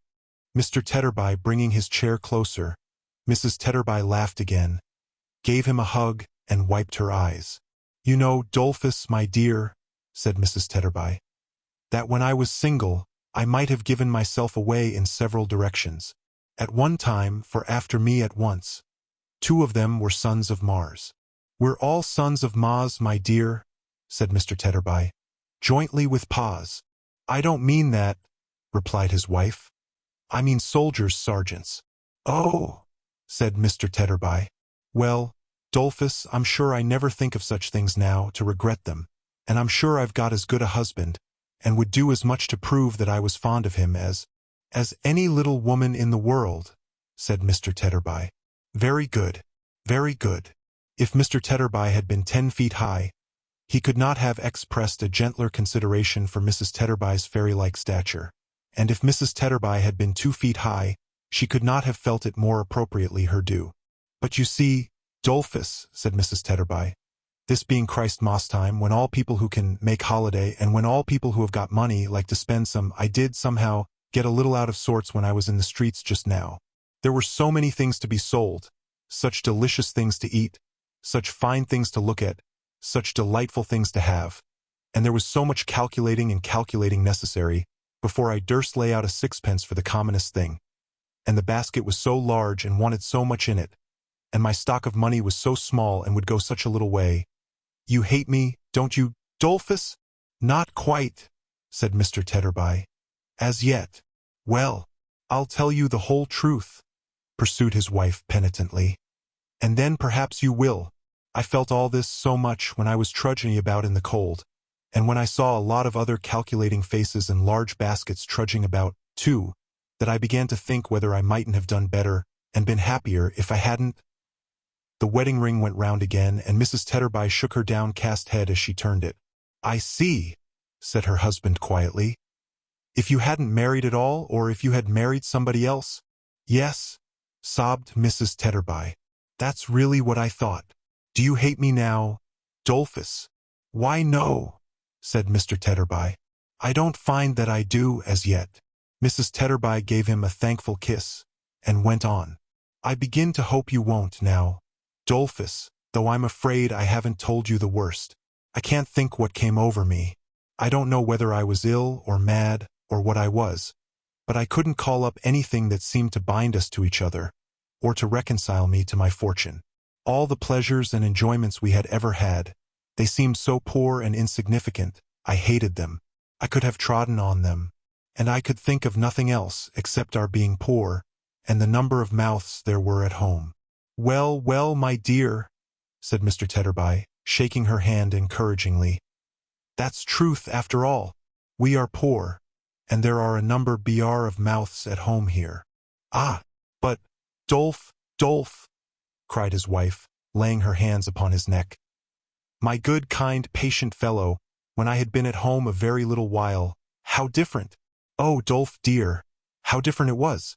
I felt as if there was a rush of recollection on me, all at once, that softened my hard heart, and filled it up till it was bursting. All our struggles for a livelihood, all our cares and wants since we have been married, all the times of sickness, all the hours of watching we have ever had by one another or by the children seemed to speak to me, and say that they had made us one, and that I never might have been or could have been or would have been any other than the wife and mother I am. Then, the cheap enjoyments that I could have trodden on so cruelly, got to be so precious to me, oh so priceless and dear, that I couldn't bear to think how much I had wronged them. And I said, and say again 100 times, how could I ever behave so? Dolphus, how could I ever have the heart to do it? The good woman, quite carried away by her honest tenderness and remorse, was weeping with all her heart, when she started up with a scream, and ran behind her husband. Her cry was so terrified, that the children started from their sleep and from their beds, and clung about her. Nor did her gaze belie her voice, as she pointed to a pale man in a black cloak who had come into the room. Look at that man! Look there! What does he want? My dear, returned her husband, I'll ask him if you'll let me go. What's the matter? How you shake! I saw him in the street, when I was out just now. He looked at me and stood near me. I am afraid of him. Afraid of him? Why? I don't know why I stop. Husband! For he was going towards the stranger. She had one hand pressed upon her forehead, and one upon her breast, and there was a peculiar fluttering all over her, and a hurried, unsteady motion of her eyes, as if she had lost something. Are you ill, my dear? What is it that is going from me again? She muttered in a low voice. What is this that is going away? Then she abruptly answered, Ill? No, I am quite well, and stood looking vacantly at the floor. Her husband, who had not been altogether free from the infection of her fear at first, and whom the present strangeness of her manner did not tend to reassure, addressed himself to the pale visitor in the black cloak, who stood still, and whose eyes were bent upon the ground. What may be your pleasure, sir? He asked. With us. I fear that my coming in unperceived, returned the visitor, has alarmed you, but you were talking and did not hear me. My little woman says, perhaps you heard her say it, returned Mr. Tetterby, that it's not the first time you have alarmed her tonight. I am sorry for it. I remember to have observed her, for a few moments only, in the street. I had no intention of frightening her. As he raised his eyes in speaking, she raised hers. It was extraordinary to see what dread she had of him, and with what dread he observed it, and yet how narrowly and closely. My name, he said, is Redlaw. I come from the old college hard by. A young gentleman who is a student there lodges in your house, does he not? Mr. Denham? Said Tetterby. Yes. It was a natural action, and so slight as to be hardly noticeable. But the little man, before speaking again, passed his hand across his forehead, and looked quickly round the room, as though he were sensible of some change in its atmosphere. The chemist, instantly transferring to him the look of dread he had directed towards the wife, stepped back, and his face turned paler. The gentleman's room, said Tetterby, is upstairs, sir. There's a more convenient private entrance. But as you have come in here, it will save your going out into the cold if you'll take this little staircase, showing one communicating directly with the parlor, and go up to him that way if you wish to see him. Yes, I wish to see him, said the chemist. Can you spare a light? The watchfulness of his haggard look, and the inexplicable distrust that darkened it seemed to trouble Mr. Tetterby. He paused, and looking fixedly at him in return, stood for a minute or so, like a man stupefied or fascinated. At length he said, "I'll light you, sir, if you'll follow me." "No," replied the chemist. "I don't wish to be attended or an noun said to him. He does not expect me. I would rather go alone. Please to give me the light, if you can spare it, and I'll find the way." In the quickness of his expression of this desire, and in taking the candle from the newsman, he touched him on the breast. Withdrawing his hand hastily, almost as though he had wounded him by accident, for he did not know in what part of himself his new power resided, or how it was communicated, or how the manner of its reception varied in different persons. He turned and ascended the stair, but when he reached the top he stopped and looked down. The wife was standing in the same place, twisting her ring round and round upon her finger. The husband, with his head bent forward on his breast, was musing heavily and sullenly. The children, still clustering about the mother, gazed timidly after the visitor, and nestled together when they saw him looking down. "Come," said the father roughly. "There's enough of this. Get to bed here. The place is inconvenient and small enough," the mother added. "Without you. Get to bed." The whole brood, scared and sad, crept away, little Johnny and the baby lagging last. The mother, glancing contemptuously round the sordid room, and tossing from her the fragments of their meal, stopped on the threshold of her task of clearing the table, and sat down, pondering idly and dejectedly. The father betook himself to the chimney corner, and impatiently raking the small fire together, bent over it as if he would monopolize it all. They did not change a word. The chemist, paler than before, stole upward like a thief, looking back upon the change below, and dreading equally to go on or return. "What have I done?" he said, confusedly. "What am I going to do? To be the benefactor of mankind?" He thought he heard a voice reply. He looked round, but there was nothing there, and a passage now shutting out the little parlor from his view. He went on, directing his eyes before him at the way he went. "It is only since last night," he muttered gloomily, "that I have remained shut up, and yet all things are strange to me. I am strange to myself. I am here as in a dream. What interest have I in this place, or in any place that I can bring to my remembrance? My mind is going blind." There was a door before him, and he knocked at it. Being invited by a voice within to enter, he complied. "Is that my kind nurse?" said the voice. "But I need not ask her. There is no one else to come here." It spoke cheerfully, though in a languid tone, and attracted his attention to a young man lying on a couch, drawn before the chimney-piece, with the back towards the door. A meager scanty stove, pinched and hollowed like a sick man's cheeks, and bricked into the center of a hearth that it could scarcely warm, contained the fire, to which his face was turned.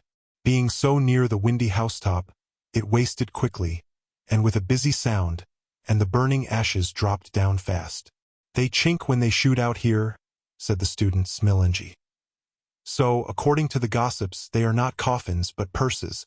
I shall be well and rich yet, some day, if it please God, and shall live perhaps to love a daughter Milly, in remembrance of the kindest nature and the gentlest heart in the world." He put up his hand as if expecting her to take it, but, being weak-kneed, he lay still, with his face resting on his other hand, and did not turn round. The chemist glanced about the room. At the student's books and papers, piled upon a table in a corner, where they, and his extinguished reading lamp, now prohibited and put away, told of the attentive hours that had gone before this illness, and perhaps caused it. At such signs of his old health and freedom, as the out-of-door attire that hung idle on the wall. At those remembrances of other and less solitary scenes, the little miniatures upon the chimney-piece, and the drawing of home. At that token of his emulation, perhaps, in some sort of his personal attachment too, the framed engraving of himself, the looker-on. The time had been only yesterday, when not one of these objects, in its remotest association of interest with the living figure before him, would have been lost on Redlaw. Now they were but objects. Or, if any gleam of such connection shot upon him, it perplexed, and not enlightened him, as he stood looking round with a dull wonder. The student, recalling the thin hand which had remained so long untouched, raised himself on the couch and turned his head. "Mr. Redlaw!" he exclaimed, and started up. Redlaw put out his arm. "Don't come nearer to me. I will sit here. Remain where you are." He sat down on a chair near the door, and having glanced at the young man standing leaning with his hand upon the couch, spoke with his eyes averted towards the ground. "I heard, by an accident, by what accident is no matter, that one of my class was ill and solitary. I received no other description of him than that he lived in this street. Beginning my inquiries at the first house in it, I have found him." "I have been ill, sir," returned the student, not merely with a modest hesitation, but with a kind of awe of him, "but am greatly better. An attack of fever of the brain, I believe, has weakened me, but I am much better. I cannot say I have been solitary in my illness, or I should forget the ministering hand that has been near me." "You are speaking of the keeper's wife," said Redlaw. "Yes." The student bent his head, as if he rendered her some silent homage. The chemist, in whom there was a cold, monotonous apathy, which rendered him more like a marble image on the tomb of the man who had started from his dinner yesterday at the first mention of the student's case, than the breathing man himself, glanced again at the student leaning with his hand upon the couch, and looked upon the ground, and in the air, as if for light for his blinded mind. "I remembered your name," he said, "when it was mentioned to me downstairs just now, and I recollect your face. We have held but very little personal communication together. Very little. You have retired and withdrawn from me, more than any of the rest, I think?" The student signified assent. "And why?" said the chemist, not with the least expression of interest, but with a moody, wayward kind of curiosity. "Why? How comes it that you have sought to keep especially from me the knoll edge of your remaining here, at this season, when all the rest have dispersed, and of your being ill? I want to know why this is." The young man, who had heard him with increasing agitation, raised his downcast eyes to his face, and clasping his hands together, cried with sudden earnestness and with trembling lips, "Mr. Redlaw, you have discovered me. You know my secret." "Secret?" said the chemist harshly. "I know. Yes. Your manner, so different from the interest and sympathy which endear you to so many hearts, your altered voice, the constraint there is in everything you say, and in your looks," replied the student, "warn me that you know me. That you would conceal it, even now, is but a proof to me, God knows I need none, of your natural kindness and of the bar there is between us." A vacant and contemptuous laugh was all his answer. "But, Mr. Redlaw," said the student, "as a just man and a good man, think how innocent the first am, except in name and descent, of participation in any wrong inflicted on you or in any sorrow you have borne." "Sorrow?" said Redlaw, laughing. "Wrong? What are those to me?" "For heaven's sake," entreated the shrinking student, "do not let the mere interchange of a few words with me change you like this, sir. Let me pass again from your knowledge and notice. Let me occupy my old reserved and distant place among those whom you instruct. Know me only by the name I have assumed, and not by that of Longford." "Longford!" exclaimed the other. He clasped his head with both his hands, and for a moment turned upon the young man his own intelligent and thoughtful face. But the light passed from it, like the sunbeam of an instant, and it clouded as before. "The name my mother bears, sir," faltered the young man. "The name she took when she might, perhaps, have taken one more honored." Mr. Redlaw, hesitating, "I believe I know that history. Where my information halts, my guesses at what is wanting may supply something not remote from the truth. I am the child of a marriage that has not proved itself a well-assorted or a happy one. From infancy, I have heard you spoken of with honor and respect, with something that was almost reverence. I have heard of such devotion, of such fortitude and tenderness, of such rising up against the obstacles which press men down, that my fancy, since I learnt my little lesson from my mother, has shed a luster on your name. At last, a poor student myself, from whom could I learn but you?" Redlaw, unmoved, unchanged, and looking at him with a staring frown, answered by no word or sign. I cannot say, pursued the other. I should try in vain to say, how much it has impressed me and affected me to find the Gearasias traces of the past, in that certain power of winning gratitude and confidence which is associated among us students, among the humblest of us most with Mr. Redlaw's generous name.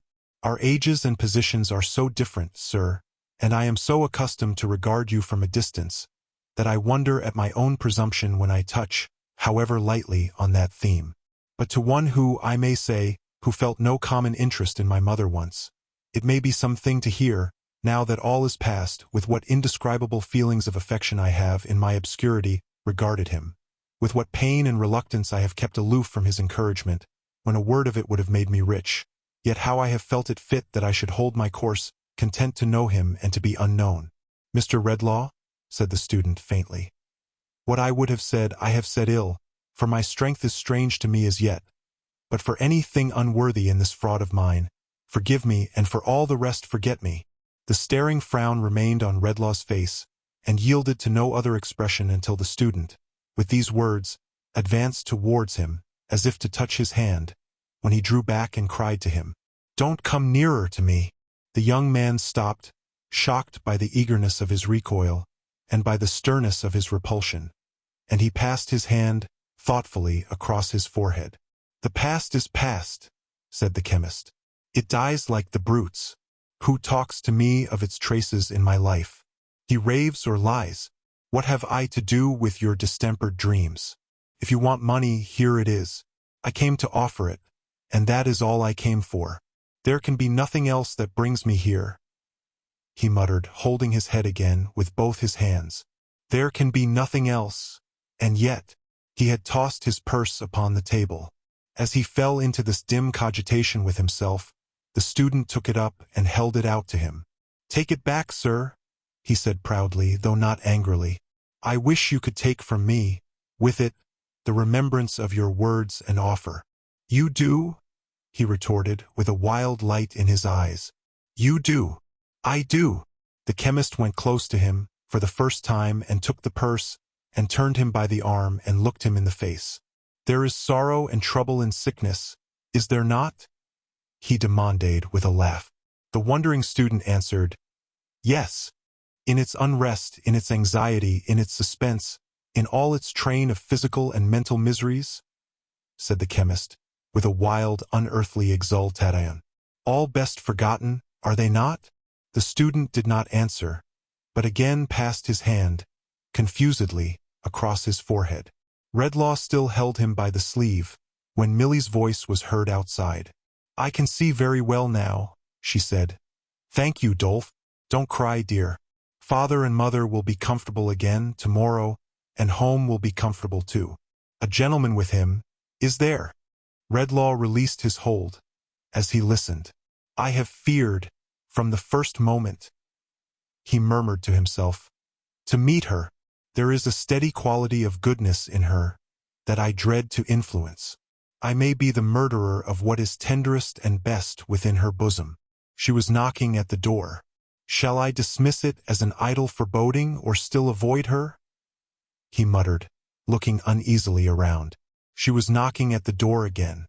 "Of all the visitors who could come here," he said, in a hoarse, alarmed voice, turning to his companion, "this is the one I should desire most to avoid. Hide me." The student opened a frail door in the wall, communicating where the garret roof began to slope towards the floor, with a small inner room. Redlaw passed in hastily, and shut it after him. The student then resumed his place upon the couch, and called to her to enter. "Dear Mr. Edmund," said Millie, looking round, "they told me there was a gentleman here. There is no one here but I." "There has been someone?" Yes, there has been someone." She put her little basket on the table, and went up to the back of the couch as if to take the extended hand, but it was not there. A little surprised, in her quiet way, she leaned over to look at his face, and gently touched him on the brow. "Are you quite as well tonight? Your head is not so cool as in the afternoon." "Tut," said the student petulantly. "Very little ails me." A little more surprise, but no reproach, was expressed in her face, as she withdrew to the other side of the table, and took a small packet of needlework from her basket. But she laid it down again on second thoughts, and going noiselessly about the room, set everything exactly in its place, and in the neatest order, even to the cushions on the couch, which she touched with so light a hand that he hardly seemed to know it, as he lay looking at the fire. When all this was done, and she had swept the hearth, she sat down, in her modest little bonnet, to her work, and was quietly busy on it directly. "It's the new muslin curtain for the window, Mr. Edmund," said Milly, stitching away as she talked. "It will look very clean and nice, though it costs very little, and will save your eyes, too, from the light. My William says the room should not be too light just now, when you are recovering so well, or the glare might make you giddy."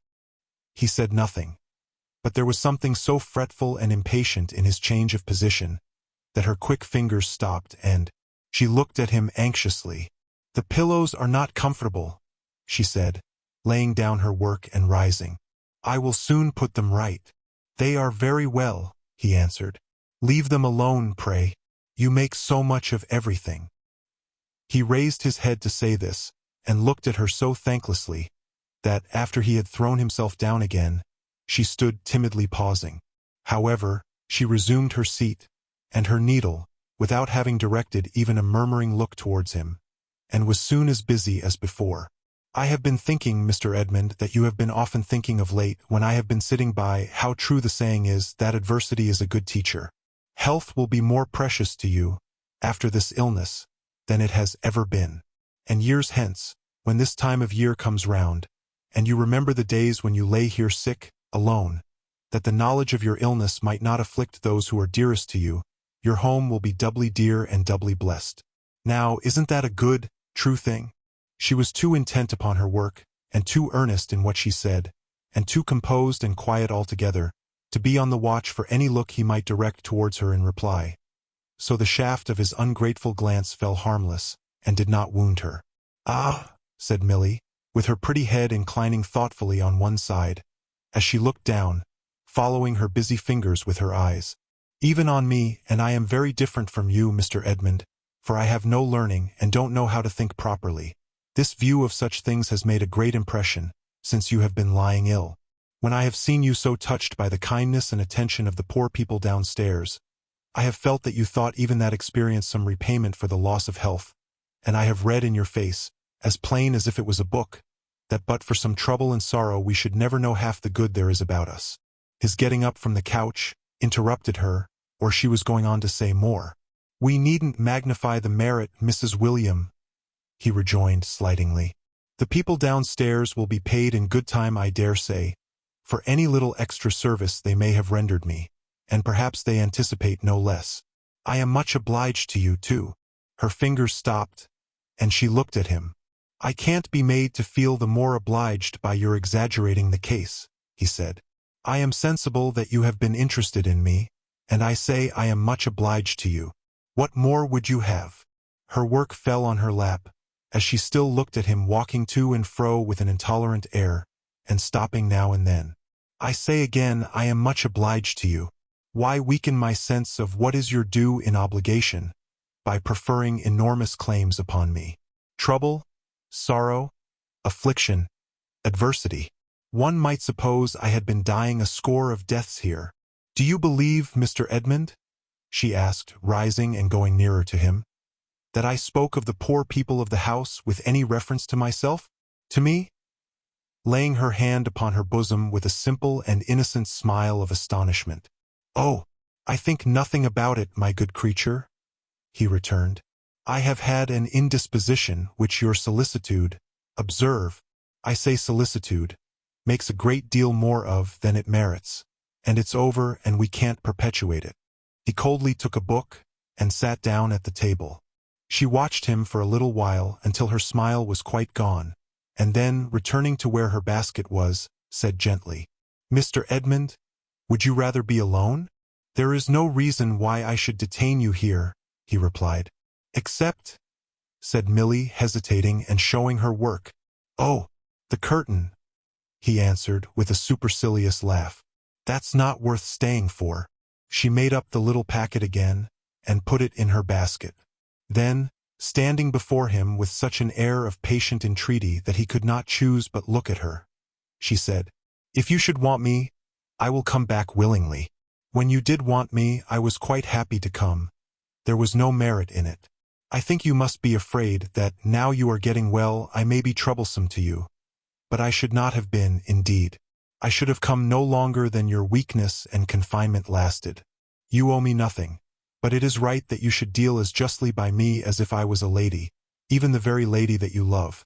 And if you suspect me of meanly making much of the little I have tried to do to comfort your sick room, you do yourself more wrong than ever you can do me. That is why I am sorry. That is why I am very sorry." If she had been as passionate as she was quiet, as indignant as she was calm, as angry in her look as she was gentle, as loud of tone as she was low and clear, she might have left no sense of her departure in the room, compared with that which fell upon the lonely student when she went away. He was gazing drearily upon the place where she had been, when Redlaw came out of his concealment, and came to the door. "When sickness lays its hand on you again," he said, looking fiercely back at him, "may it be soon! Die here! Rot here! What have you done?" returned the other, catching at his cloak. "What change have you wrought in me? What curse have you brought upon me? Give me back myself! Give me back myself!" exclaimed Redlaw like a madman. "I am infected. I am infectious. I am charged with poison for my own mind, and the minds of all mankind. Where I felt interest, compassion, sympathy, I am turning into stone. Selfishness and ingratitude spring up in my blighting footsteps. I am only so much less base than the wretches whom I make so, that in the moment of their transformation I can hate them." As he spoke, the young man still holding to his cloak, he cast him off and struck him. Then, wildly hurried out into the night air where the wind was blowing, the snow falling, the cloud drift sweeping on, the moon dimly shining, and where, blowing in the wind, falling with the snow, drifting with the clouds, shining in the moonlight, and heavily looming in the darkness, were the phantom's words. "The gift that I have given you shall give again, go where you will." Whither he went, he neither knew nor cared, so that he avoided company. The change he felt within him made the busy streets a desert, and himself a desert, and the multitude around him, in their manifold endurances and ways of life, a mighty waste of sand, which the winds tossed into unintelligible heaps and made a ruinous confusion of. Those traces in his breast which the phantom had told him would die out soon, were not, as yet, so far upon their way to death, but that he understood enough of what he was and what he made of others to desire to be alone. This put it in his mind. He suddenly bethought himself, as he was going along, of the boy who had rushed into his room. And then he recollected that of those with whom he had communicated since the phantom's disappearance. That boy alone had shown no sign of being changed. Monstrous and odious as the wild thing was to him, he determined to seek it out, and prove if this were really so, and also to seek it with another intention, which came into his thoughts at the same time. So, resolving with some difficulty where he was, he directed his steps back to the old college, and to that part of it where the general porch was, and where, alone, the pavement was worn by the tread of the students' feet. The keeper's house stood just within the iron gates, forming a part of the chief quadrangle. There was a little cloister outside, and from that sheltered place he knew he could look in at the window of their ordinary room, and see who was within. The iron gates were shut, but his hand was familiar with the fastening, and drawing it back by thrusting in his wrist between the bars, he passed through softly, shut it again, and crept up to the window, crumbling the thin crust of snow with his feet. The fire, to which he had directed the boy last night, shining brightly through the glass, made an illuminated place upon the ground. Instinctively avoiding this and going round it, he looked in at the window. At first, he thought that there was no one there, and that the blaze was reddening only the old beams in the ceiling and the dark walls. But peering in more narrowly, he saw the object of his search coiled asleep before it on the floor. He passed quickly to the door, opened it, and went in. The creature lay in such a fiery heat that, as the chemist stooped to rouse him, it scorched his head. So soon as he was touched, the boy, not half awake, clutching his rags together with the instinct of flight upon him, half rolled and half ran into a distant corner of the room, where, heaped upon the ground, he struck his foot out to defend himself. "Get up," said the chemist. "You have not forgotten me?" "You let me alone," returned the boy. "This is the woman's house, not yours." The chemist's steady eye controlled him somewhat, or inspired him with enough submission to be raised upon his feet, and looked at. "Who washed them and put those bandages where they were bruised and cracked?" asked the chemist, pointing to their altered state. "The woman did." "And is it she who has made you cleaner in the face, too?" "Yes, the woman." Redlaw asked these questions to attract his eyes towards himself, and with the same intent now held him by the chin, and threw his wild hair back, though he loathed to touch him. The boy watched his eyes keenly, as if he thought it needful to his own defense, not knowing what he might do next, and Redlaw could see well that no change came over him. "Where are they?" he inquired. "The woman's out." "I know she is. Where is the old man with the white hair, and his son?" "The woman's husband, d'ye mean?" inquired the boy. "Aye. Where are those two?" "Out. Something's the matter somewhere. They were fetched out in a hurry, and told me to stop here." "Come with me," said the chemist, "and I'll give you money." "Come where? And how much will you give?" "I'll give you more shillings than you ever saw, and bring you back soon." "Do you know your way to where you came from?" "You let me go," returned the boy, suddenly twisting out of his grasp. "I'm not a-going to take you there. Let me be, or I'll heave some fire at you." He was down before it, and ready, with his savage little hand, to pluck the burning coals out. What the chemist had felt, in observing the effect of his charmed influence stealing over those with whom he came in contact, was not nearly equal to the cold vague terror with which he saw this baby monster put it at defiance. It chilled his blood to look on the immovable impenetrable thing, in the likeness of a child, with its sharp malignant face turned up to his, and its almost infant hand ready at the bars. "Listen, boy," he said.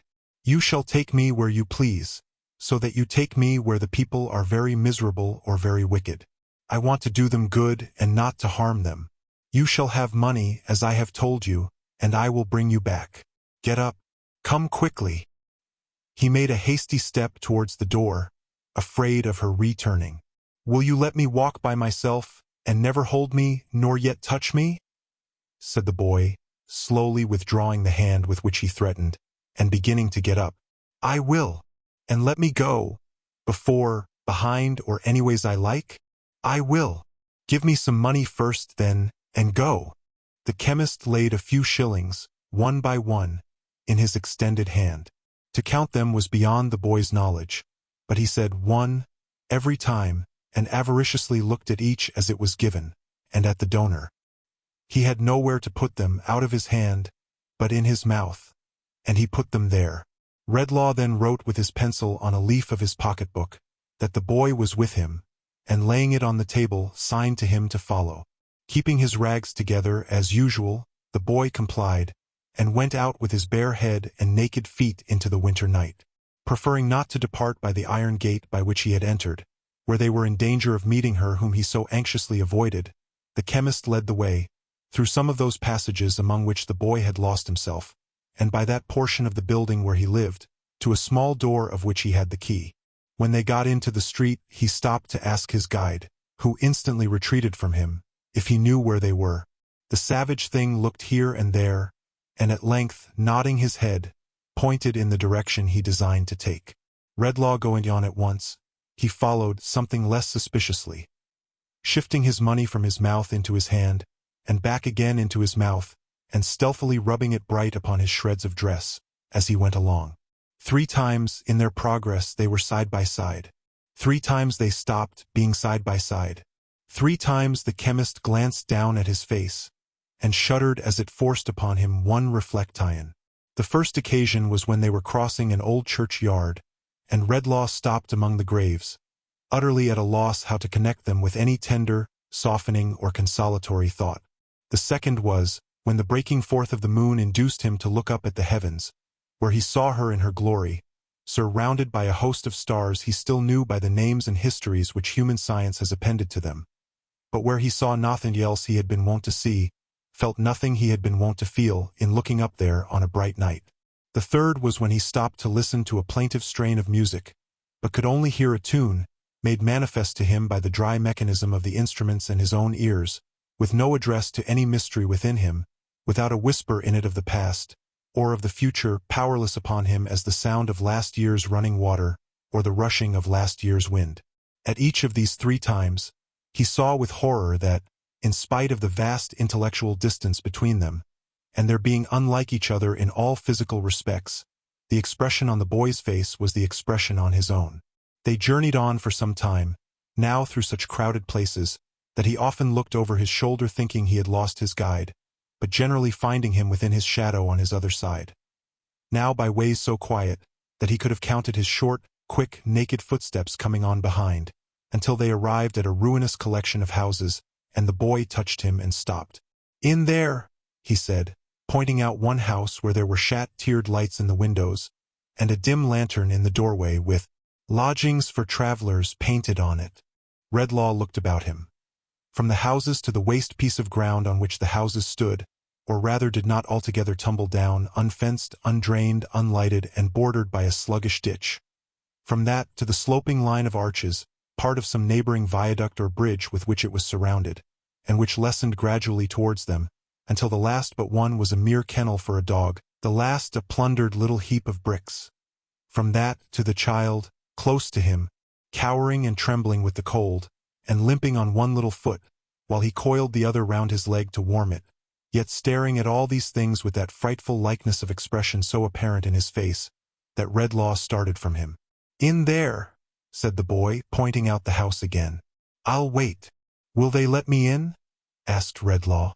"Say you're a doctor," he answered with a nod. "There's plenty ill here."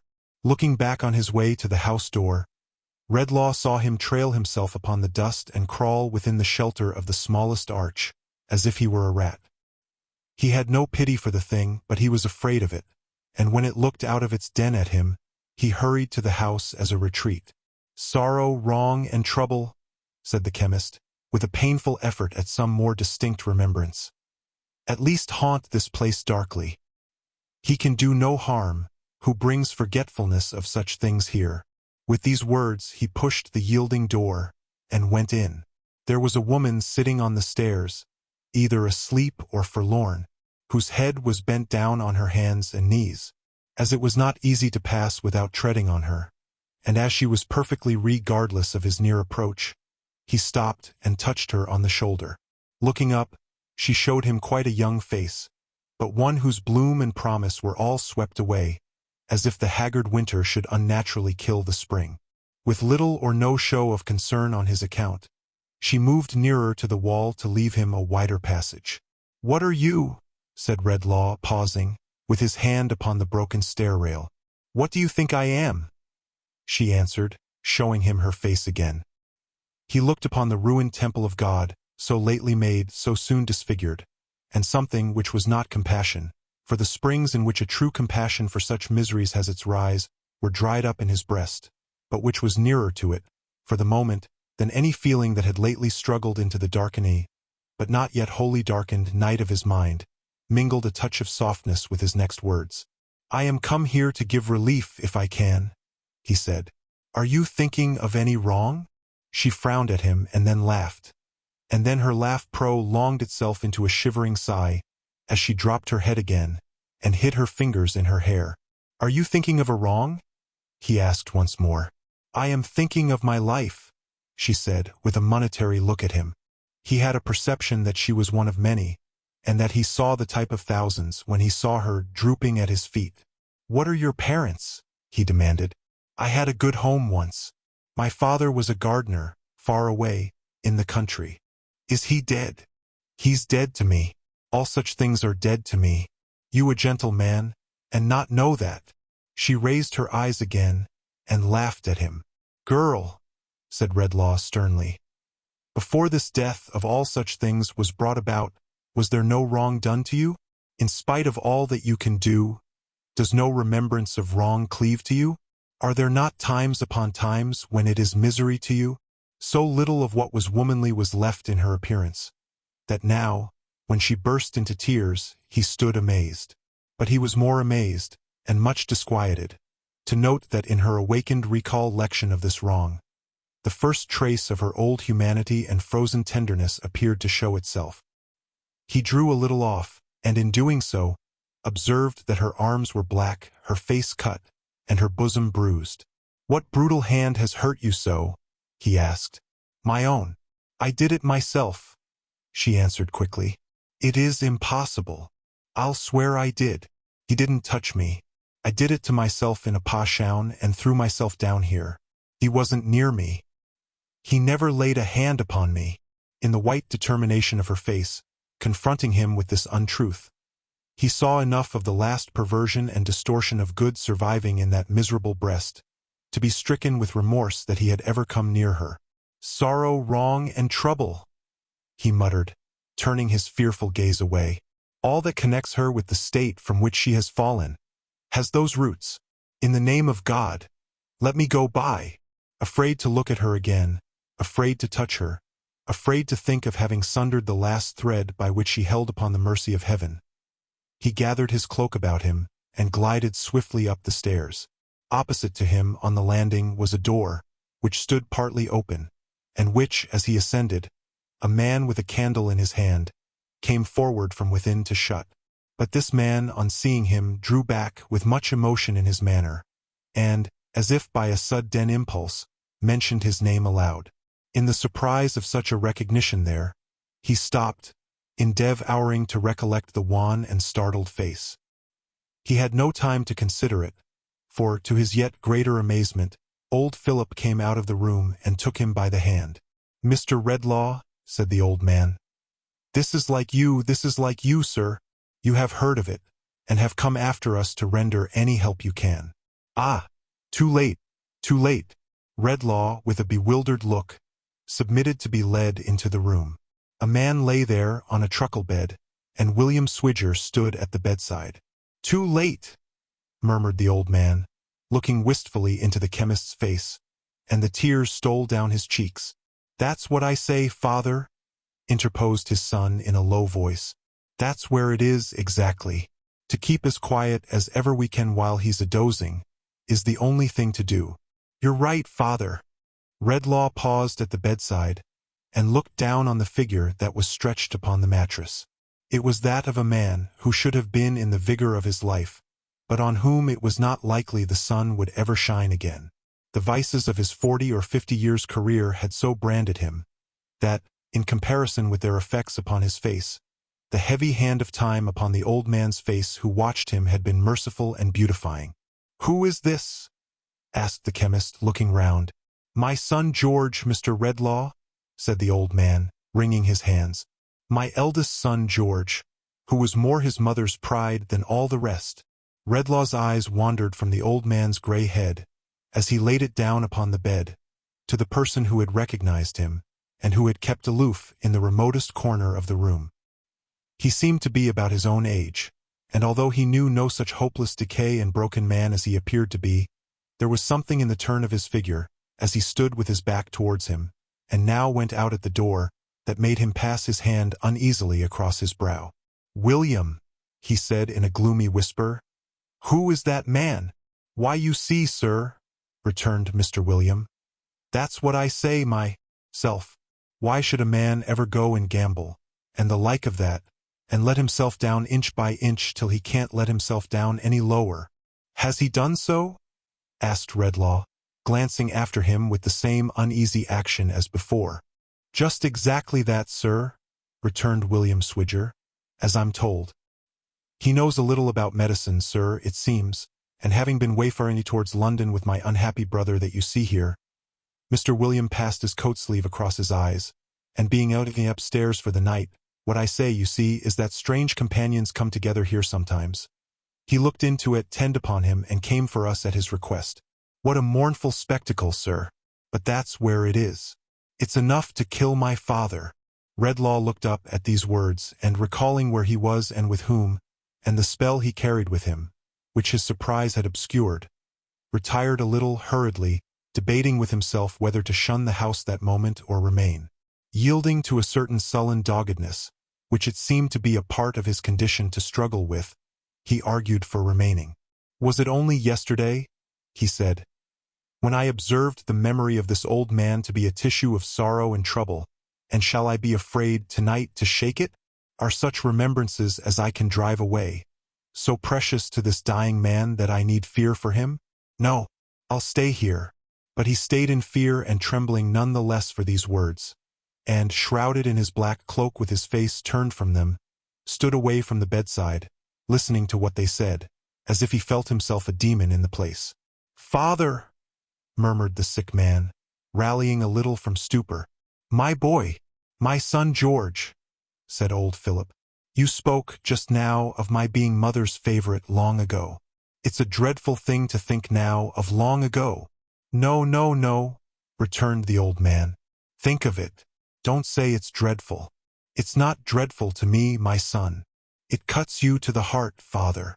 For the old man's tears were falling on him. "Yes, yes," said Philip. "So it does. But it does me good. It's a heavy sorrow to think of that time, but it does me good, George. Oh, think of it too. Think of it too, and your heart will be softened more and more. Where's my son William? William, my boy, your mother loved him dearly to the last, and with her latest breath said, 'Tell him I forgave him, blessed him, and prayed for him.' Those were her words to me. I have never forgotten them, and I'm 87. "Father," said the man upon the bed, "I am dying, I know. I am so far gone that I can hardly speak even of what my mind most runs on. Is there any hope for me beyond this bed?" "There is hope," returned the old man. "For all who are softened and penitent, there is hope for all such." "Oh!" he exclaimed, clasping his hands and looking up. "I was thankful only yesterday that I could remember this unhappy son when he was an innocent child. But what a comfort it is, now, to think that even God himself has that remembrance of him." Redlaw spread his hands upon his face, and shrank, like a moor darer. "Ah!" feebly moaned the man upon the bed. "The waste since then, the waste of life since then." "But he was a child once," said the old man. "He played with children, before he lay down on his bed at night, and fell into his guiltless rest. He said his prayers at his poor mother's knee. I have seen him do it, many a time, and seen her lay his head upon her breast, and kiss him. Sorrowful as it was to her and me to think of this, when he went so wrong, and when our hopes and plans for him were all broken, this gave him still a hold upon us that nothing else could have given. O Father, so much better than the fathers upon earth. O Father, so much more afflicted by the errors of thy children. Take this wanderer back, not as he is, but as he was then. Let him cry to thee, as he has so often seemed to cry to us." As the old man lifted up his trembling hands, the son, for whom he made the supplication, laid his sinking head against him for support and comfort, as if he were indeed the child of whom he spoke. When did man ever tremble, as Redlaw trembled, in the silence that ensued? He knew it must come upon them, knew that it was coming fast. "My time is very short, my breath is shorter," said the sick man, supporting himself on one arm, and with the other groping in the air. "And I remember there is something on my mind concerning the man who was here just now, Father and William. Wait, is there really anything in black out there?" "Yes, yes, it is real," said his aged father. "Is it a man?" "What I say myself, George," interposed his brother, bending kindly over him. "It's Mr. Redlaw. I thought I had dreamed of him. Ask him to come here." The chemist, whiter than the dying man, appeared before him. Obedient to the motion of his hand, he sat upon the bed.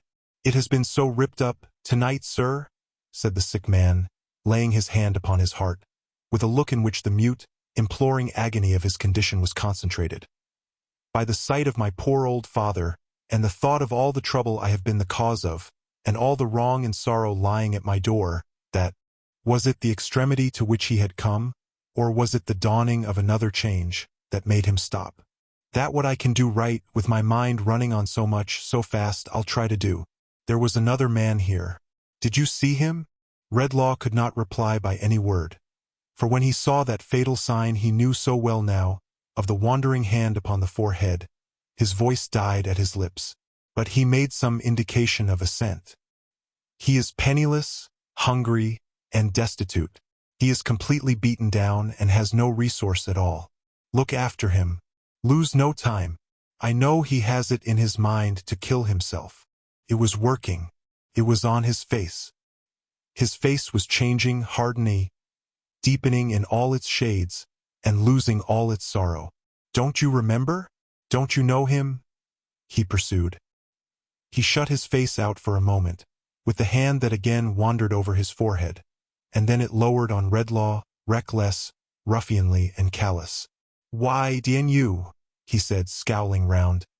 What have you been doing to me here? I have lived bold, and I mean to die bold. To the devil with you. And so lay down upon his bed, and put his arms up, over his head and ears, as resolute from that time to keep out all access, and to die in his indifference. If Redlaw had been struck by lightning, it could not have struck him from the bedside with a more tremendous shock. But the old man, who had left the bed while his son was speaking to him, now returning, avoided it quickly likewise and with abhorrence. "Where's my boy William?" said the old man hurriedly. "Will I am come away from here? We'll go home." "Home, father," returned William. "Are you going to leave your own son?" "Where's my own son?" replied the old man. "Where? Why, there. That's no son of mine," said Philip, trembling with resentment. "No such wretch as that has any claim on me. My children are pleasant to look at, and they wait upon me, and get my meat and drink ready, and are useful to me. I've a right to it. I'm 87. You're old enough to be no older," muttered William, looking at him grudgingly, with his hands in his pockets. "I don't know what good you are, myself. We could have a deal more pleasure without you." "My son, Mr. Redlaw," said the old man. "My son, too. The boy talking to me of my son. Why, what has he ever done to give me any pleasure, I should like to know?" "I don't know what you have ever done to give me any pleasure," said William sulkily. "Let me think," said the old man. "For how many Christmas times running have I sat in my warm place, and never had to come out in the cold night air, and have made good cheer, without being disturbed by any such uncomfortable, wretched sight as him there? Is it 20, William? Nigher 40, it seems," he muttered. "Why, when I look at my father, sir, and come to think of it," addressing Redlaw with an impatience and irritation that were quite new, "I'm whipped if I can see anything in him but a calendar of ever so many years of eating and drinking, and making himself comfortable over and over again." I'm 87, said the old man, rambling on, childishly and weakly. "And I don't know as I ever was much put out by anything. I'm not going to begin now because of what he calls my son. He's not my son. I've had a power of pleasant times. I recollect once. No, I don't know, it's broken off. It was something about a game of cricket and a friend of mine, but it's somehow broken off. I wonder who he was. I suppose I liked him, and I wonder what came of him. I suppose he died, but I don't know. And I don't care, neither. I don't care a bit." In his drowsy chuckling, and the shaking of his head, he put his hands into his waistcoat pockets. In one of them he found a bit of holly, left there probably last night, which he now took out and looked at. "Berries, eh?" said the old man. "Ah, it's a pity they're not good to eat. I recollect when I was a little chap about as high as that and out a-walking with, let me see, who was I out a-walking with? No, I don't remember how that was. I don't remember as I ever walked with anyone particular, or cared for anyone, or anyone for me. Berries, eh? There's good cheer when there's berries. Well, I ought to have my share of it and to be waited on and kept warm and comfortable. For I'm 87 and a poor old man. I'm 87. 87. The driveling, pitiable manner in which, as he repeated this, he nibbled at the leaves and spat the morsels out. The cold, uninterested eye with which his youngest son, so changed, regarded him. The determined apathy with which his eldest son lay hardened in his sin, impressed themselves no more on Redlaw's observation, for he broke his way from the spot to which his feet seemed to have been fixed, and ran out of the house. His guide came crawling forth from his place of refuge, and was ready for him before he reached the arches. "Back to the woman's?" he inquired. "Back quickly," answered Redlaw. Stop nowhere on the way. For a short distance the boy went on before, but their return was more like a flight than a walk, and it was as much as his bare feet could do to keep pace with the chemist's rapid strides. Shrinking from all who passed, shrouded in his cloak, and keeping it drawn closely about him, as though there were mortal contagion in any fluttering touch of his garments, he made no pause until they reached the door by which they had come out. He unlocked it with his key, went in, accompanied by the boy, and hastened through the dark passages to his own chamber. The boy watched him as he made the door fast, and withdrew behind the table when he looked round. "Come," he said. "Don't you touch me. You've not brought me here to take my money away." Redlaw threw some more upon the ground. He flung his body on it immediately, as if to hide it from him, lest the sight of it should tempt him to reclaim it, and not until he saw him seated by his lamp, with his face hidden in his hands, began furtively to pick it up. When he had done so, he crept near the fire, and sitting down in a great chair before it, took from his breast some broken scraps of food, and fell to munching and to staring at the blaze, and now and then to glancing at his shillings, which he kept clenched up in a bunch in one hand. "And this," said Redlaw, gazing on him with increased repugnance and fear, "is the only one companion I have left on earth."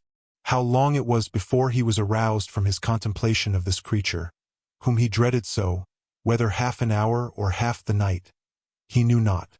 But the stillness of the room was broken by the boy, whom he had seen listening, starting up and running towards the door. "Here's the woman coming," he exclaimed. The chemist stopped him on his way, at the moment when she knocked.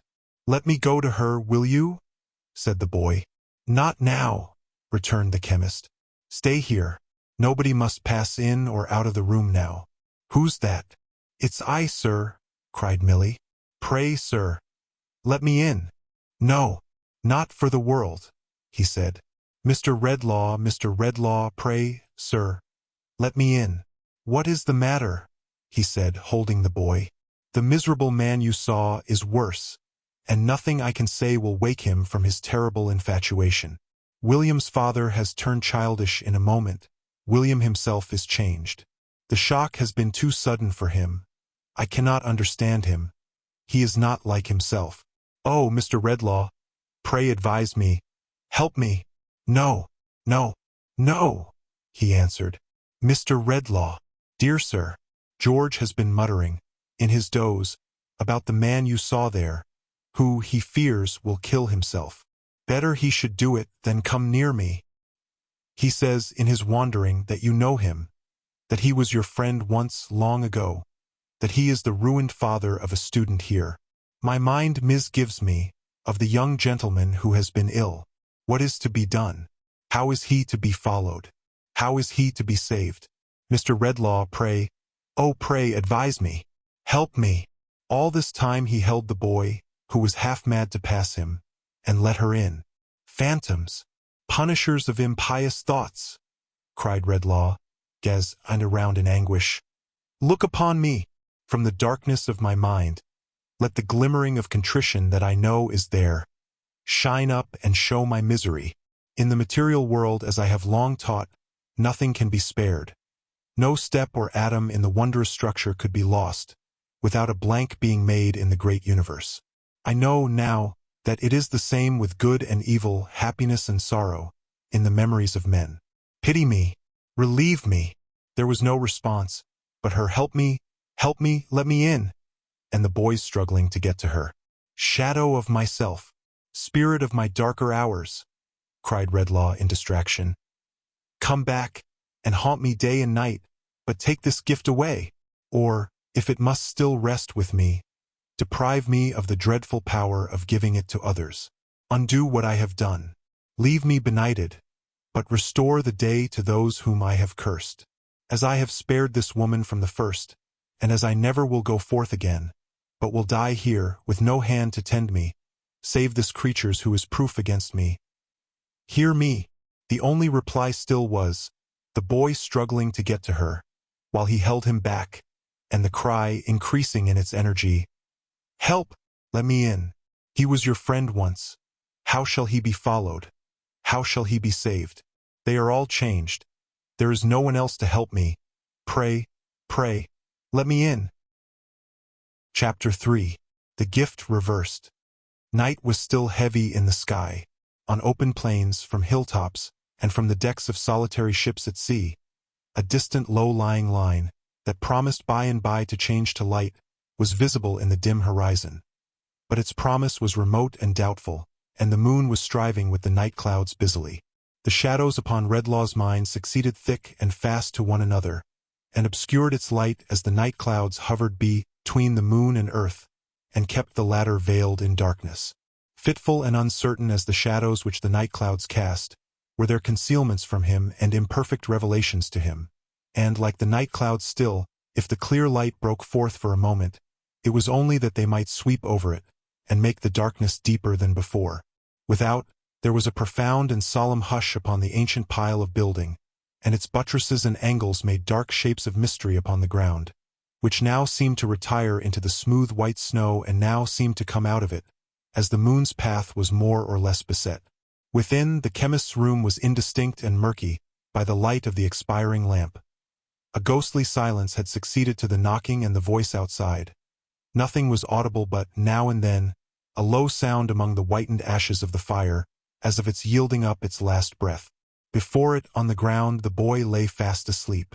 In his chair, the chemist sat, as he had sat there since the calling at his door had ceased, like a man turned to stone.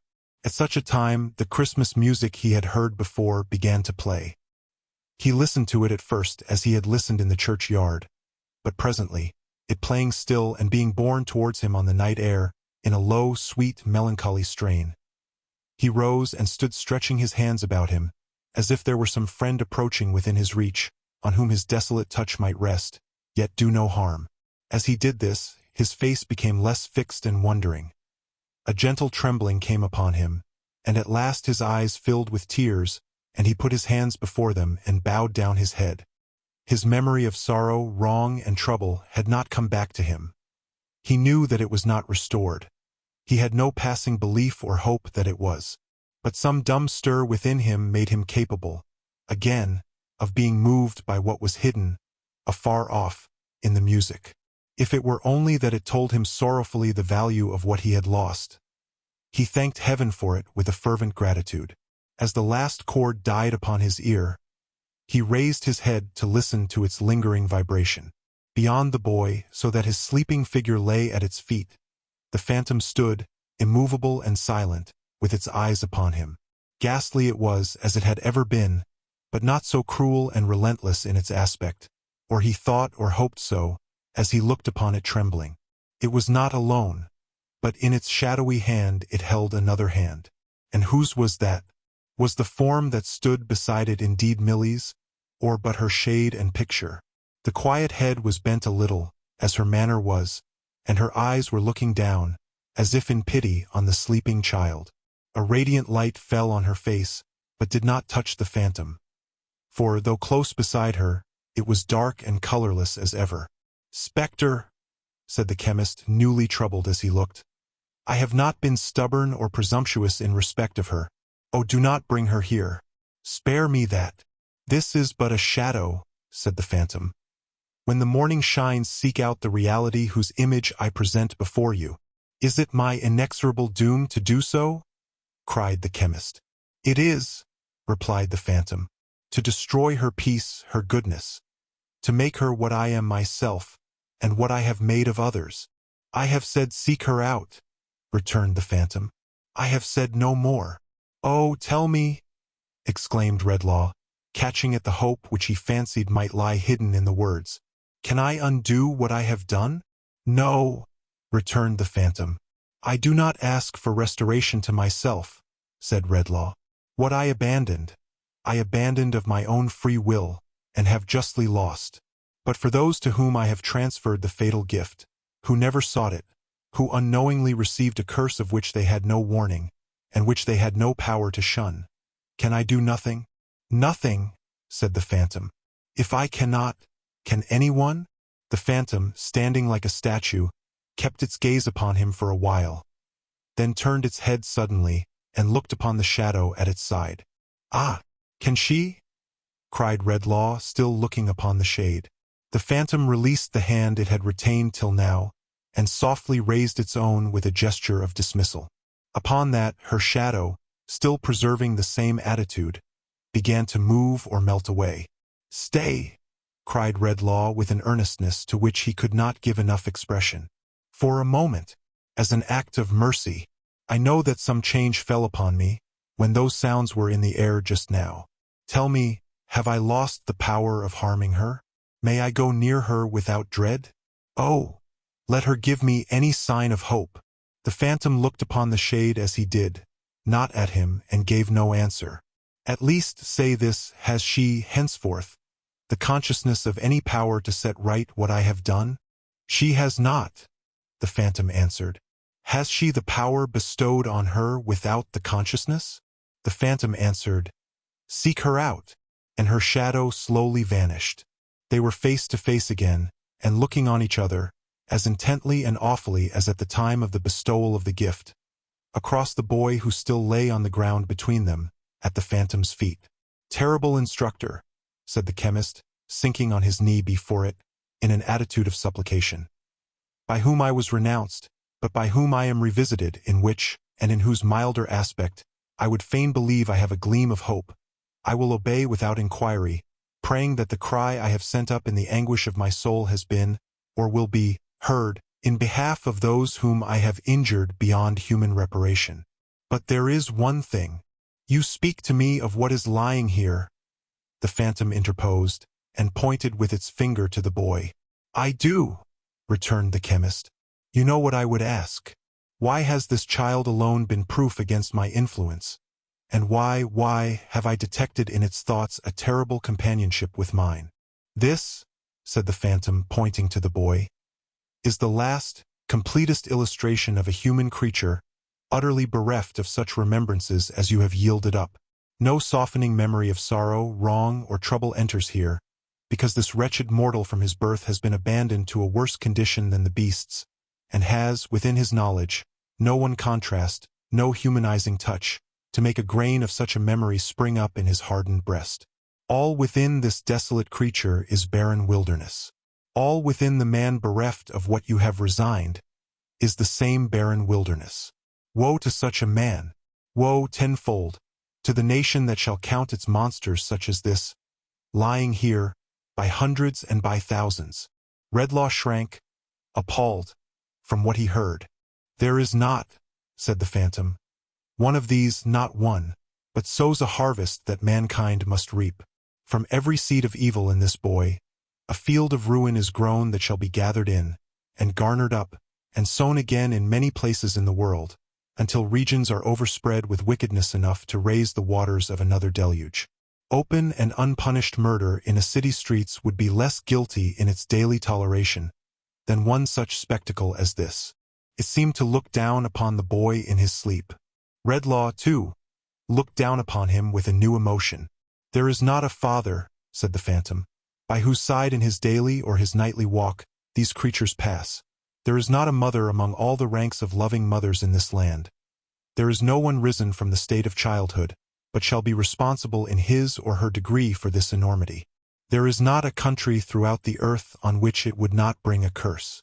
There is no religion upon earth that it would not deny. There is no people upon earth it would not put to shame." The chemist clasped his hands, and looked, with trembling fear and pity, from the sleeping boy to the phantom, standing above him with his finger pointing down. "Behold, I say," pursued the spectre, "the perfect type of what it was your choice to be.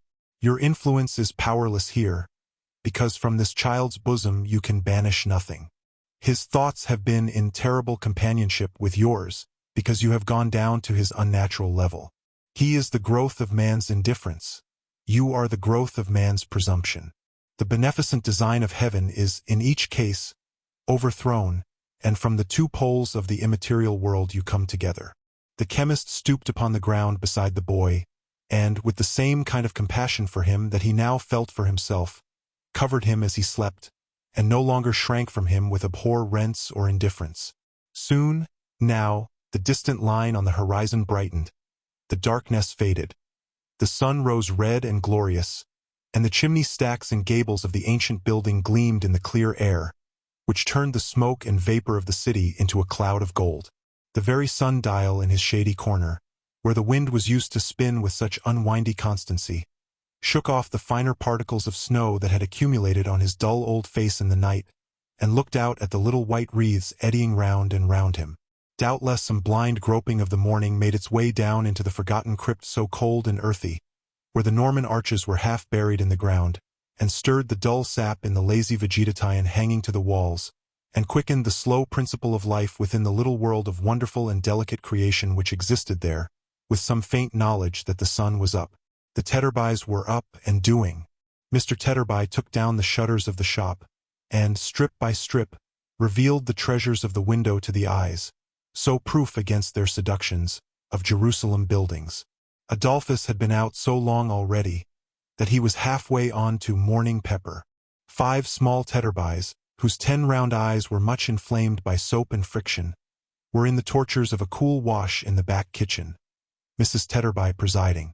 Johnny, who was pushed and hustled through his toilet with great rapidity when Moloch chanced to be in an exacting frame of mind, which was always the case, staggered up and down with his charge before the shop door, under greater difficulties than usual, the weight of Moloch being much increased by a complication of defenses against the cold, composed of knitted worsted work, and forming a complete suit of chain armor, with a headpiece and blue gaiters.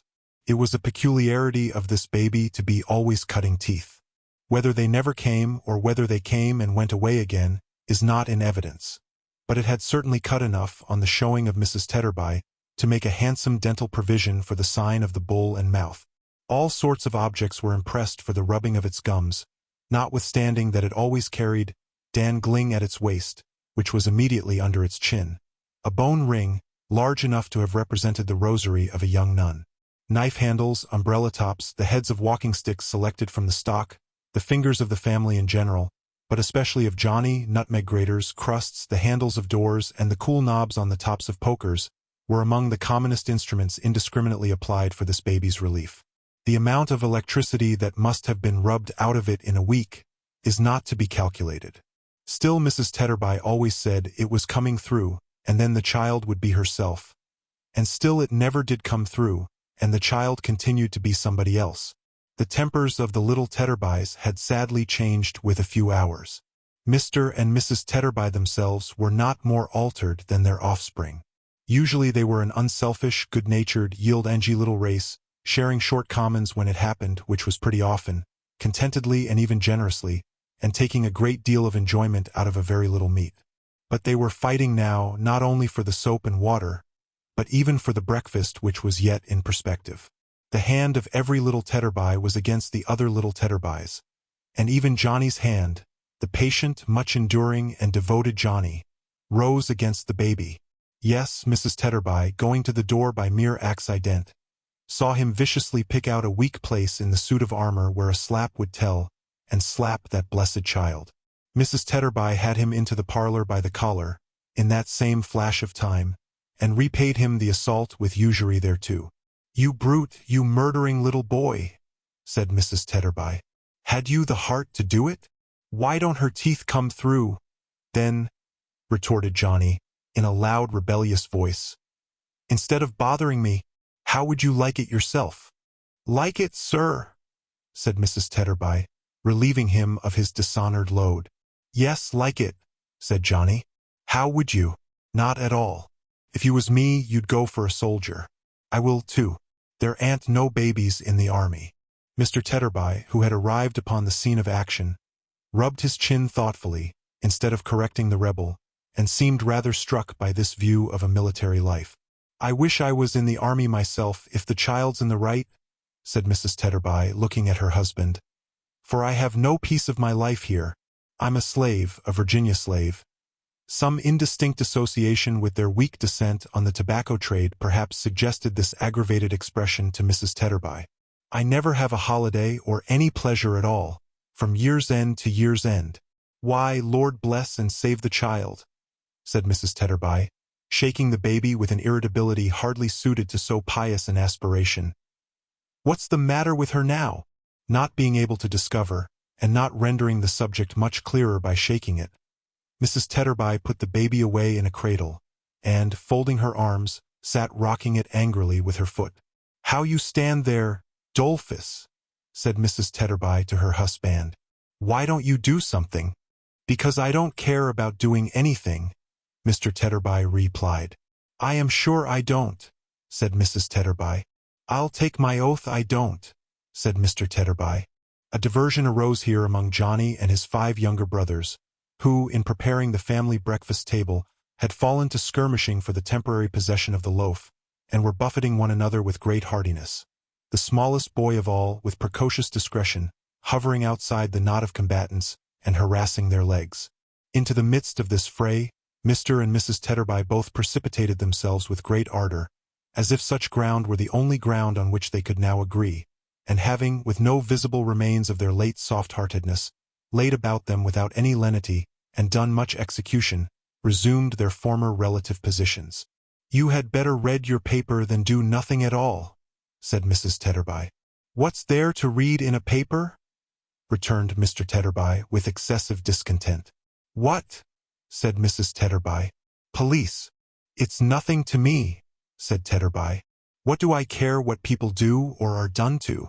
"Suicides," suggested Mrs. Tetterby. "No business of mine," replied her husband. "Births, deaths, and marriages, are those nothing to you?" said Mrs. Tetterby. "If the births were all over for good and all today, and the deaths were all to begin to come off tomorrow, I don't see why it should interest me, till I thought it was a-coming to my turn," grumbled Tetterby. "As to marriages, I've done it myself. I know quite enough about them." To judge from the dissatisfied expression of her face and manner, Mrs. Tetterby appeared to entertain the same opinions as her husband.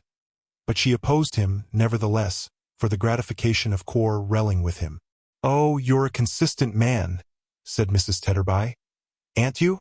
You, with the screen of your own making there, made of nothing else but bits of newspapers, which you sit and read to the children by the half-hour together." "Say used to, if you please," returned her husband. "You won't find me doing so any more. I'm wiser now." "Bah! Wiser, indeed," said Mrs. Tetterby. "Are you better?" The question sounded some discordant note in Mr. Tetterby's breast. He ruminated dejectedly, and passed his hand across and across his forehead. "Better," murmured Mr. Tetterby. "I don't know as any of us are better or happier either. Better, is it?" He turned to the screen, and traced about it with his finger, until he found a certain paragraph of which he was in quest. "This used to be one of the family favorites, I recollect," said Tetterby in a forlorn and stupid way, "and used to draw tears from the children and make 'em good, if there was any little bickering or discontent among 'em, next to the story of the robin redbreasts in the wood. Melancholy case of destitution. Yesterday a small man, with a baby in his arms, and surrounded by half a dozen ragged little ones, of various ages between 10 and 2, the whole of whom were evidently in a famishing condition, appeared before the war thy magistrate, and made the following recital." "Ha! I don't understand it, I'm sure," said Tetterby. "I don't see what it has got to do with us." "How old and shabby he looks," said Mrs. Tetterby, watching him. "I never saw such a change in a man.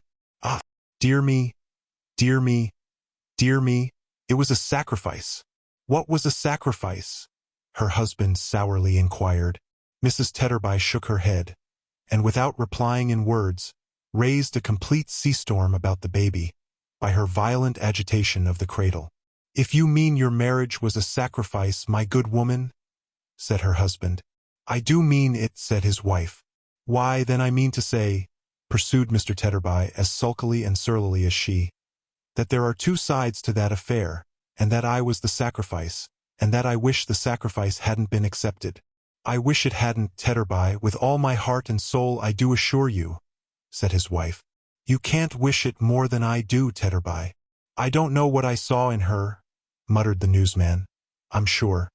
Certainly, if I saw anything, it's not there now. I was thinking so last night after supper by the fire. She's fat, she's aging. She won't bear comparison with most other women. He's common-looking, he has no air with him, he's small. He's beginning to stoop and he's getting bald," muttered Mrs. Tetterby. I must have been half out of my mind when I did it, muttered Mr. Tetterby. My senses must have forsook me. That's the only way in which I can explain it to myself, said Mrs. Tetterby with elaboration. In this mood they sat down to breakfast. The little Tetterbys were not habituated to regard that meal in the light of a sedentary occupation, but discussed it as a dance or trot, rather resembling a save-age ceremony, in the occasionally shrill whoops and brandishings of bread and butter with which it was accompanied, as well as in the intricate filings off into the street and back again, and the hoppings up and down the doorsteps, which were incidental to the performance. In the present instance, the contentions between these Tetterby children for the milk and water jug, common to all, which stood upon the table, presented so lamentable an instance of angry passions risen very high indeed, that it was an outrage on the memory of Dr. Watts. It was not until Mr. Tetterby had driven the whole herd out at the front door that a moment's peace was secured, and even that was broken by the discovery that Johnny had surreptitiously come back, and was at that instant choking in the jug like a ventriloquist, in his indecent and rapacious haste. "These children will be the death of me at last," said Mrs. Tetterby, after banishing the culprit. "And the sooner the better, I think." "Poor people," said Mr. Tetterby, "ought not to have children at all. They give us no pleasure." He was at that moment taking up the cup which Mrs. Tetterby had rudely pushed towards him, and Mrs. Tetterby was lifting her own cup to her lips, when they both stopped, as if they were transfixed. "Here, Mother! Father!" cried Johnny, running into the room. "Here's Mrs. William coming down the street." And if ever, since the world began, a young boy took a baby from a cradle with the care of an old nurse, and hushed and soothed it tenderly, and tottered away with it cheerfully, Johnny was that boy, and Moloch was that baby. As they went out together, Mr. Tetterby put down his cup. Mrs. Tetterby put down her cup. Mr. Tetterby rubbed his forehead. Mrs. Tetterby rubbed hers. Mr. Tetterby's face began to smooth and brighten.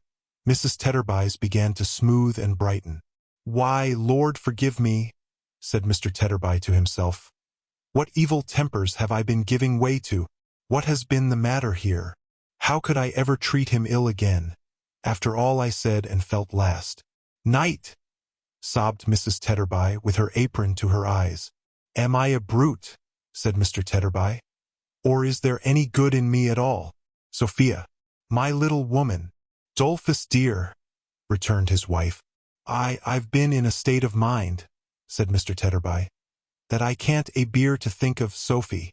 "Oh, it's nothing to what I've been in, Dolph," cried his wife in a great burst of grief. "My Sophia," said Mr. Tetterby, "don't take on. I never shall forgive myself. I must have nearly broke your heart, I know." "No, Dolph, no. It was me, cried Mrs. Tetterby. "My little woman," said her husband. "Don't. You make me reproach myself dreadful, when you show such a noble spirit. Sophia, my dear, you don't know what I thought. I showed it bad enough, no doubt. But what I thought, my little woman." "Oh, dear Dolph, don't, cried his wife. "Sophia," said Mr. Tetterby, "I must reveal it. I couldn't rest in my conscience unless I mentioned it. My little woman." "Mrs. Williams very nearly here," screamed Johnny at the door. "My little woman, I wondered how," gasped Mr. Tetterby, supporting himself by his chair. "I wondered how I had ever admired you. I forgot the precious children you have brought about me, and thought you didn't look as slim as I could wish. I never gave a recollection," said Mr. Tetterby with severe self-accusation, "to the cares you've had as my wife and along of me and mine, when you might have had hardly any with another man, who got on better and was luckier than me. Anybody might have found such a man easily, I am sure. And I quarreled with you for having aged a little in the rough years you have lightened for me. Can you believe it, my little woman? I hardly can myself." Mrs. Tetterby, in a whirlwind of laughing and crying, caught his face within her hands, and held it there. "Oh, Dolph," she cried, "I am so happy that you thought so.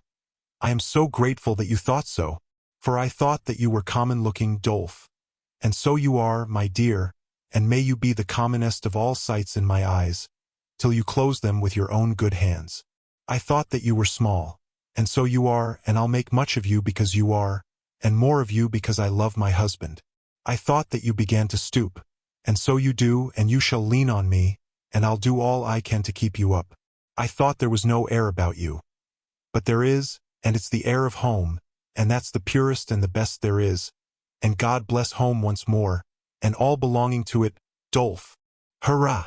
Here's Mrs. William, cried Johnny. So she was, and all the children with her. And so she came in, they kissed her, and kissed one another, and kissed the baby, and kissed their father and mother, and then ran back and flocked and danced about her, trooping on with her in triumph. Mr. and Mrs. Tetterby were not a bit behindhand in the warmth of their reception. They were as much attracted to her as the children were. They ran towards her, kissed her hands, pressed round her, could not receive her ardently or enthusiastically enough. She came among them like the spirit of all goodness, affection, gentle consideration, love, and domesticity. What? Are you all so glad to see me, too, this bright Christmas morning? Said Milly, clapping her hands in a pleasant wonder. Oh dear, how delightful this is! More shouting from the children, more kissing, more trooping round her, more happiness, more love, more joy, more honor, on all sides, than she could bear. Oh dear, said Milly, what delicious tears you make me shed! How can I ever have deserved this? What have I done to be so loved? Who can help it? Cried Mr. Tetterby. Who can help it? Cried Mrs. Tetterby. Who can help it? Echoed the children, in a joyful chorus, and they danced and trooped about her again, and clung to her, and laid their rosy faces against her dress, and kissed and fondled it, and could not fondle it or her enough. I never was so moved, said Milly, drying her eyes, as I have been this morning. I must tell you as soon as I can speak. Mr. Redlaw came to me at sunrise, and with a tenderness in his manner, more as if I had been his darling daughter than myself, implored me to go with him to where William's brother George is lying ill. We went together, and all the way along he was so kind, and so subdued, and seemed to put such trust and hope in me, that I could not help trying with pleasure. When we got to the house, we met a woman at the door. Somebody had bruised and hurt her, I am afraid, who caught me by the hand, and blessed me as I passed. She was right, said Mr. Tetterby. Mrs. Tetterby said she was right. All the children cried out that she was right. Ah, but there's more than that, said Milly. When we got upstairs into the room, the sick man who had lain for hours in a state from which no effort could rouse him, rose up in his bed, and, bursting into tears, stretched out his arms to me, and said that he had led a misspent life, but that he was truly repentant now, in his sorrow for the past, which was all as plain to him as a great prospect, from which a dense black cloud had cleared away, and that he entreated me to ask his poor old father for his pardon and his blessing, and to say a prayer beside his bed. And when I did so, Mr. Redlaw joined in it so fervently, and then so thanked me, and thanked heaven, that my heart quite overflowed, and I could have done nothing but sob and cry, if the sick man had not begged me to sit down by him, which made me quiet of course. As I sat there, he held my hand in his until he sank in a doze, and even then, when I withdrew my hand to leave him to come here, which Mr. Redlaw was very earnest indeed in wishing me to do, his hand felt for mine, so that someone else was obliged to take my place and make believe to give him my hand back. Oh dear, said Milly, sobbing. How thankful and how happy I should feel, and do feel, for all this. While she was speaking, Redlaw had come in, and, after pausing for a moment to observe the group of which she was the center, had silently ascended the stairs. Upon those stairs he now appeared again, remaining there while the young student passed him and came running down. Kind nurse, gentlest, best of creatures, he said, falling on his knee to her, and catching at her hand. Forgive my cruel ingratitude.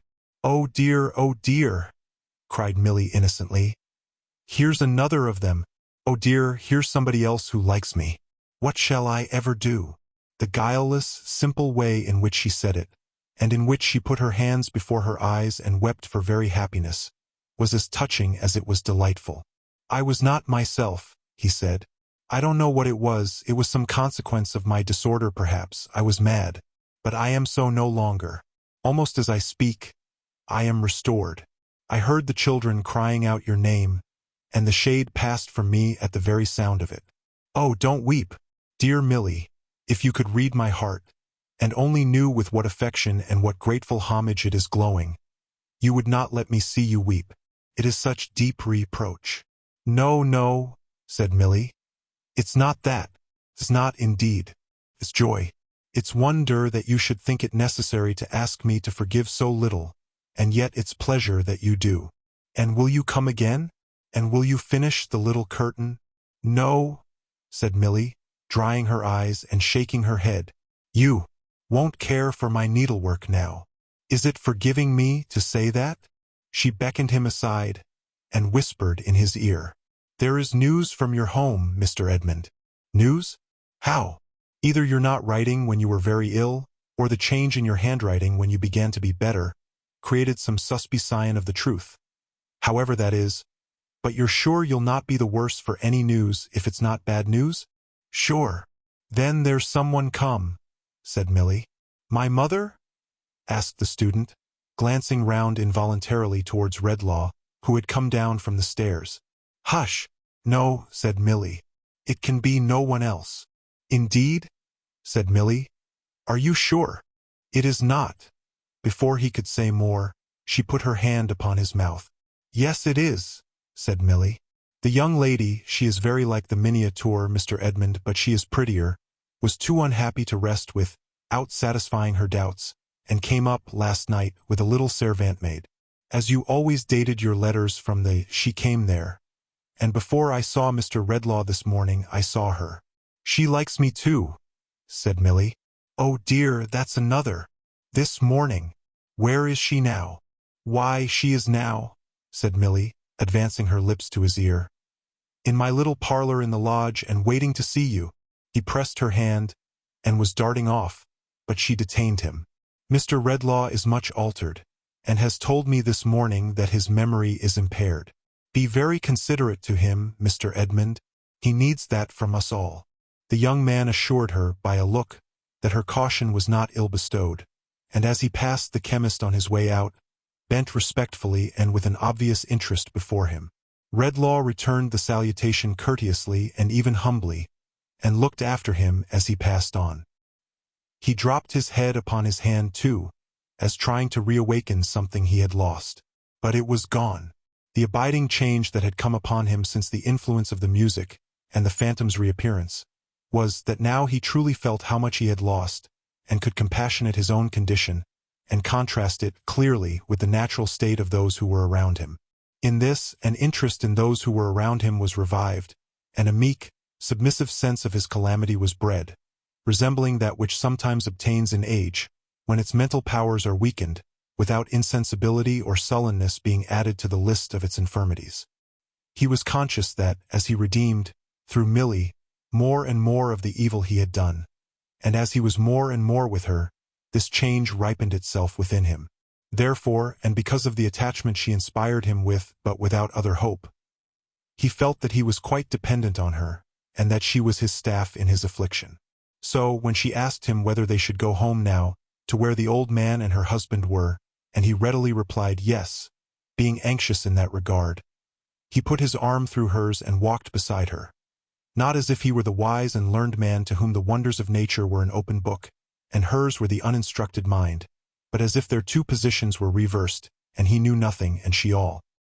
He saw the children throng about her and caress her, as he and she went away together thus out of the house. He heard the ringing of their laughter and their merry voices.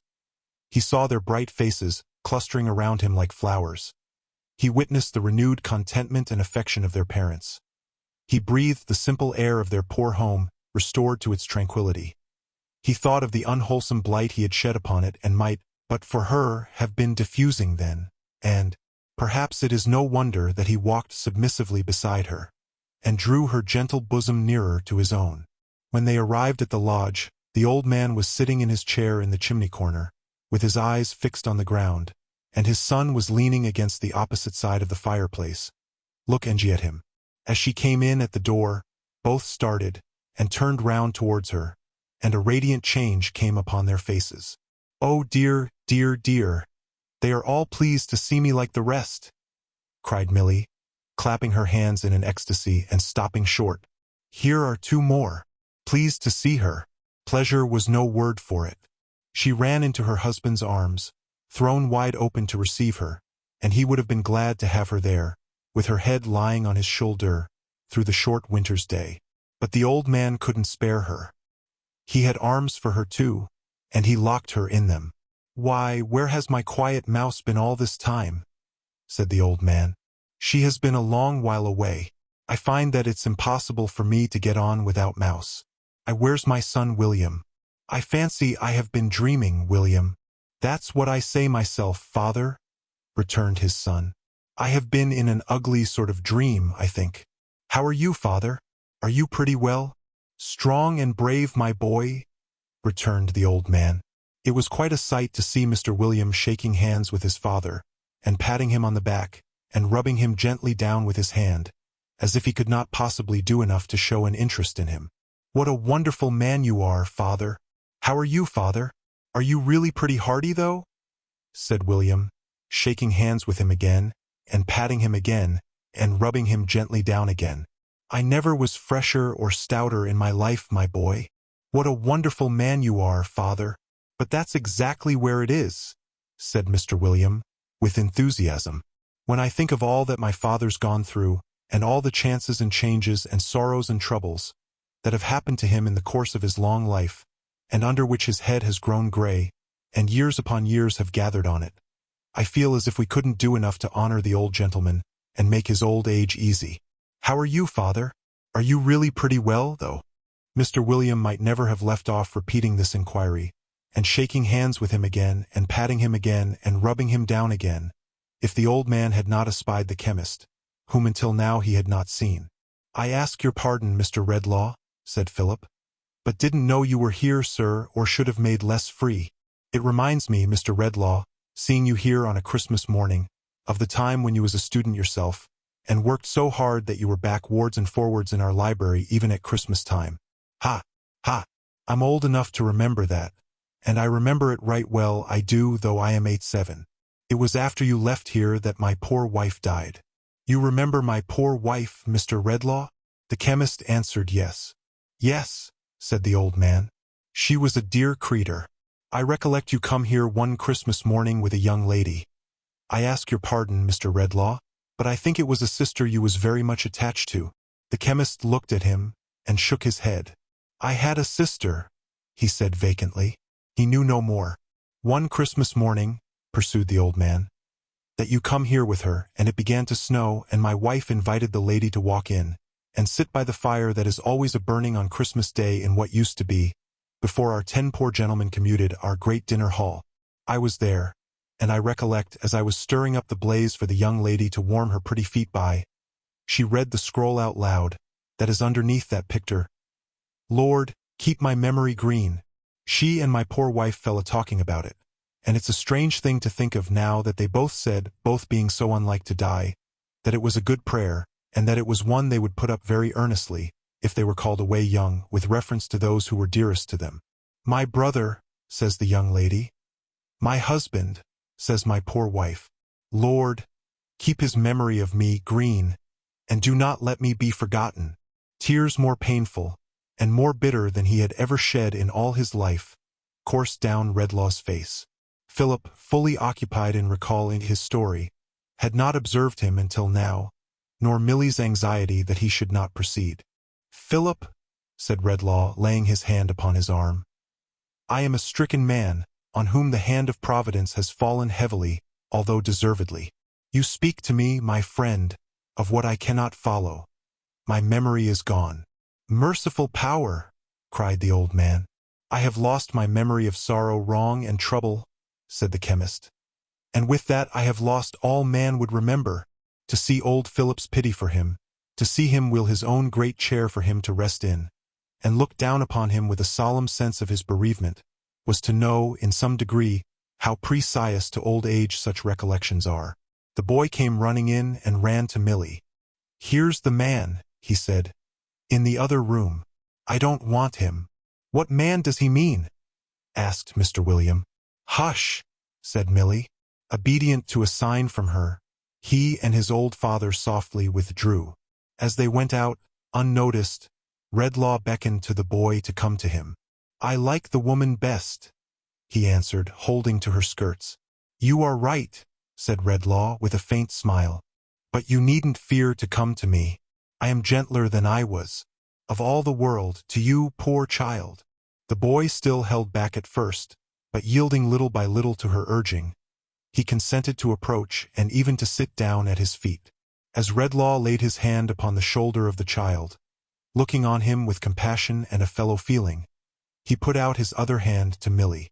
She stooped down on that side of him, so that she could look into his face, and after silence said, "Mr. Redlaw, may I speak to you?" "Yes," he answered, fixing his eyes upon her. "Your voice and music are the same to me. May I ask you something?" "What you will." "Do you remember what I said, when I knocked at your door last night, about one who was your friend once, and who stood on the verge of destruction?" "Yes, I remember," he said with some hesitation. "Do you understand it?" He smoothed the boy's hair, looking at her fixedly the while, and shook his head.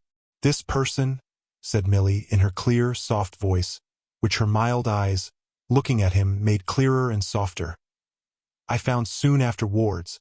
I went back to the house, and, with heaven's help, traced him.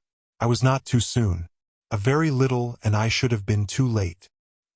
He took his hand from the boy, and laying it on the back of that hand of hers, whose timid and yet earnest touch addressed him no less appealingly than her voice and eyes, looked more intently on her. "He is the father of Mr. Edmund, the young gentleman we saw just now. His real name is Longford. You recollect the name?" "I recollect the name." "And the man?" "No, not the man." "Did he ever wrong me?" "Yes." "Ah, then it's hopeless, hopeless." He shook his head, and softly beat upon the hand he held, as though mutely asking her commiseration. "I did not go to Mr. Edmund last night," said Milly. "You will listen to me just the same as if you did remember all?" "To every syllable you say." "Both because I did not know, then, that this really was his effet there, and because I was fearful of the effect of such intelligence upon him, after his illness, if it should be. Since I have known who this person is, I have not gone either. But that is for another reason. He has long been separated from his wife and son, has been a stranger to his home almost from this son's infancy, I learned from him, and has abandoned and deserted what he should have held most dear. In all that time he has been falling from the state of a gentleman, more and more, until—" She rose up, hastily, and going out for a moment, returned, accompanied by the wreck that Redlaw had beheld last night. "Do you know me?" asked the chemist. "I should be glad," returned the other, "and that is an unwanted word for me to use if I could answer no." The chemist looked at the man, standing in self-abasement and degradation before him, and would have looked longer, in an ineffectual struggle for enlightenment, but that Milly resumed her late position by his side, and attracted his attentive gaze to her own face. "See how low he is sunk, how lost he is," she whispered, stretching out her arm towards him, without looking from the chemist's face. "If you could remember all that is connected with him, do you not think it would move your pity to reflect that one you ever loved, do not let us mind how long ago, or in what belief that he has forfeited, should come to this?" "I hope it would," he answered. "I believe it would." His eyes wandered to the figure standing near the door, but came back speedily to her, on whom he gazed intently, as if he strove to learn some lesson from every tone of her voice and every beam of her eyes. "I have no learning, and you have much," said Milly. "I am not used to think, and you are always thinking. May I tell you why it seems to me a good thing for us to remember wrong that has been done us? Yes, that we may forgive it." "Pardon me, great heaven," said Redlaw, lifting up his eyes, "for having thrown away thine own high attribute. And if," said Milly, "if your memory should one day be restored, as we will hope and pray it may be, would it not be a blessing to you to recall at once a wrong and its forgiveness?" He looked at the figure by the door, and fastened his attentive eyes on her again. A ray of clearer light appeared to him to shine into his mind, from her bright face. "He cannot go to his abandoned home," He does not seek to go there. He knows that he could only carry shame and trouble to those he has so cruelly neglected, and that the best reparation he can make them now is to avoid them. A very little money carefully bestowed would remove him to some distant place, where he might live and do no wrong, and make such atonement as is left within his power for the wrong he has done. To the unfortunate lady who is his wife, and to his son, this would be the best and kindest boon that their best friend could give them. One too that they need never know of, and to him, shattered in reputation, mind, and body, it might be salvation. He took her head between her hands, and kissed it, and said, "It shall be done. I trust to you to do it for me now and secretly, and to tell him that I would forgive him, if I were so happy as to know for what." As she rose and turned her beaming face towards the fallen man, implying that her mediation had been successful, he advanced a step, and without raising his eyes, addressed himself to Redlaw. "You are so generous," he said. "You ever were, that you will try to banish your rising sense of retribution in the spectacle that is before you. I do not try to banish it from myself. Redlaw, if you can believe me." The chemist entreated Milly, by a gesture, to come nearer to him, and, as he listened, looked in her face, as if to find in it the clue to what he heard. "I am too decayed a wretch to make professions. I recollect my own career too well to array any such before you. But from the day on which I made my first step downward, in dealing falsely by you, I have gone down with a certain steady, doomed progression. That, I say."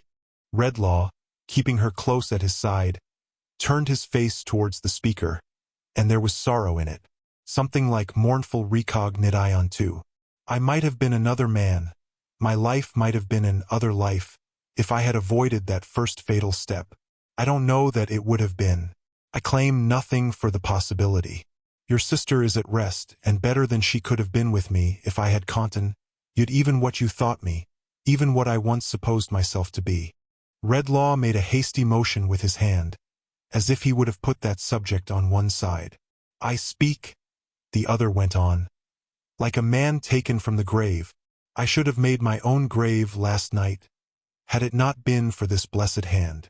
"Oh dear, he likes me too," sobbed Milly, under her breath.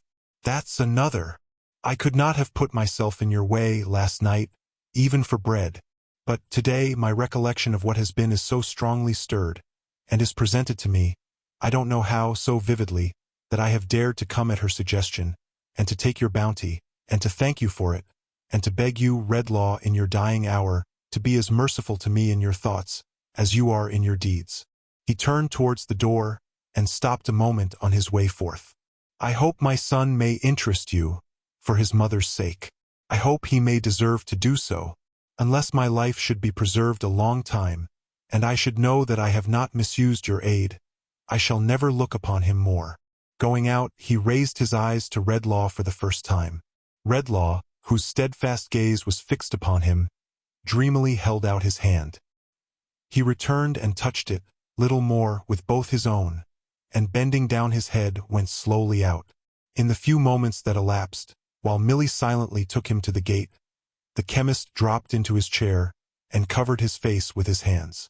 Seeing him thus, when she came back, accompanied by her husband and his father, who were both greatly concerned for him, she avoided disturbing him or permitting him to be disturbed, and kneeled down near the chair to put some warm clothing on the boy.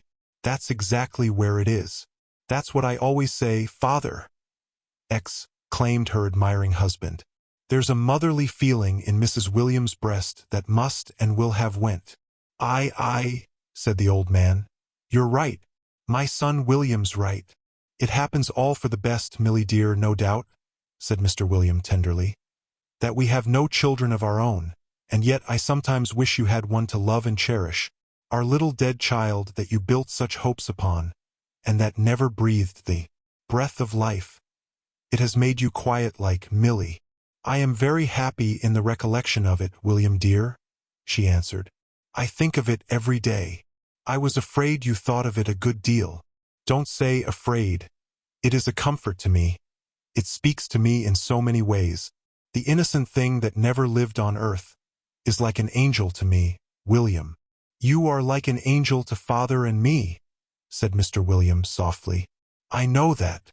When I think of all those hopes I built upon it, and the many times I sat and pictured to myself the little smiling face upon my bosom that never lay there, and the sweet eyes turned up to mine that never opened to the light, said Milly, I can feel a greater tenderness, I think, for all the disappointed hopes in which there is no harm.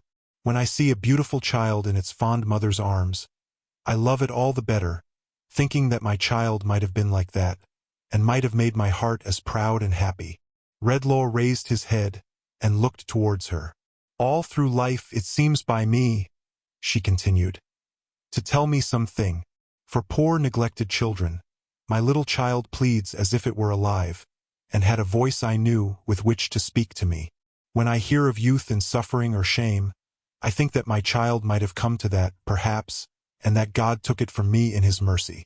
Even in age and gray hair, such as father's, it is present, saying that it too might have lived to be old, long and long after you and I were gone, and to have needed the respect and love of younger people.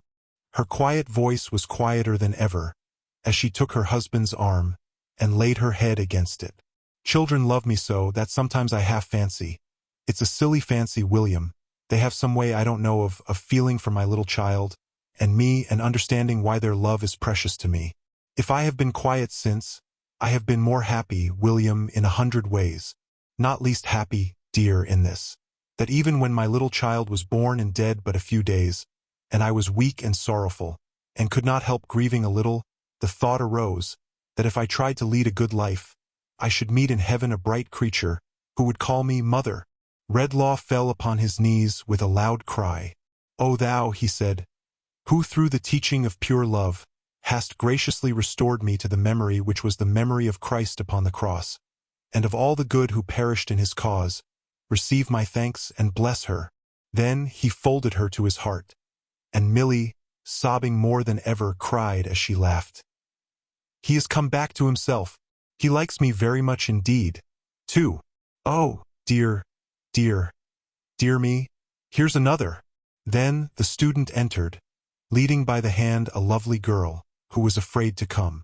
And Redlaw so changed towards him, seeing in him and his youthful choice the softened shadow of that chastening passage in his own life, to which, as to a shady tree, the dove so long imprisoned in his solitary ark might fly for rest and company, fell upon his neck, entreating them to be his children. Then, as Christmas is a time in which, of all times in the year, the memory of every remediable sorrow, wrong, and trouble in the world around us should be active with us, not less than our own experiences, for all good, he laid his hand upon the boy, and, silently calling him to witness who laid his hand on children in old time, rebuking, in the majesty of his prophetic knowledge, those who kept them from him, vowed to protect him, teach him, and reclaim him. Then he gave his right hand cheerily to Philip, and said that they would that day hold a Christmas dinner in what used to be, before the 10 poor gentlemen commuted, their great dinner hall, and that they would bid to it as many of that Swidger family who, his son had told him, were so numerous that they might join hands and make a ring round England, as could be brought together on so short a notice. And it was that day done. There were so many Swidgers there, grown up and children, that an attempt to state them in round numbers might engender doubts, in the distrustful, of the veracity of this history. Therefore the attempt shall not be made. But there they were, by dozens and scores, and there was good news and good hope there, ready for them of George, who had been visited again by his father and brother, and by Milly, and again left in a quiet sleep. There, present at the dinner, too, were the Tetterbys, including young Adolphus, who arrived in his prismatic comforter, in good time for the beef. Johnny and the baby were too late, of course, and came in all on one side, the one exhausted, the other in a supposed state of double tooth. But that was customary and not alarming. It was sad to see the child who had no name or lineage, watching the other children as they played, not knowing how to talk with them or sport with them, and more strange to the ways of childhood than a rough dog. It was sad, though in a different way, to see what an instinctive knowledge the youngest children there had of his being different from all the rest, and how they made timid approaches to him with soft words and touches, and with little presents that he might not be unhappy. But he kept by Milly and began to love her. That was another, as she said, and, as they all liked her dearly, they were glad of that. And when they saw him peeping at them from behind her chair, they were pleased that he was so close to it. All this, the chemist sitting with the student and his bride that was to be, Philip and the rest saw. Some people have said since that he only thought what has been herein set down. Others that he read it in the fire one winter night about the twilight time. Others that the ghost was but the representation of his gloomy thoughts, and Milly the embodiment of his better wisdom. I say nothing, except this, that as they were assembled in the old hall, by no other light than that of a great fire, having dined early, the shadows once more stole out of their hiding places and danced about the room, showing the children marvelous shapes and faces on the walls, and gradually changing what was real and familiar there to what was wild and magical. But that there was one thing in the hall, to which the eyes of Redlaw, and of Milly and her husband, and of the old man, and of the student, and his bride that was to be, were often turned, which the shadows did not obscure or change. Deepened in its gravity by the firelight, and gazing from the darkness of the paneled wall like life, the sedate face in the portrait, with the beard and ruff, looked down at them from under its verdant wreath of holly, as they looked up at it. And clear and plain below, as if a voice had uttered them, were the words, "Lord, keep my memory green." Dear listener, we close the pages on another tale, a journey through words, imagination, and emotion, here at the Falls Audiobook, where stories flow like a river's current, carrying you to distant worlds and uncharted depths. We thank you for joining us. As always, we invite you to linger a little longer. Subscribe to our channel to discover more stories waiting to be heard, each a cascade of voices, ideas, and artistry. And remember, every great story begins with a single word. Perhaps the next one will begin with you. Until our voices meet again, may your days be filled with quiet moments, rich pages, and the soothing sound of a story well told. This is the Falls Audiobook, signing off.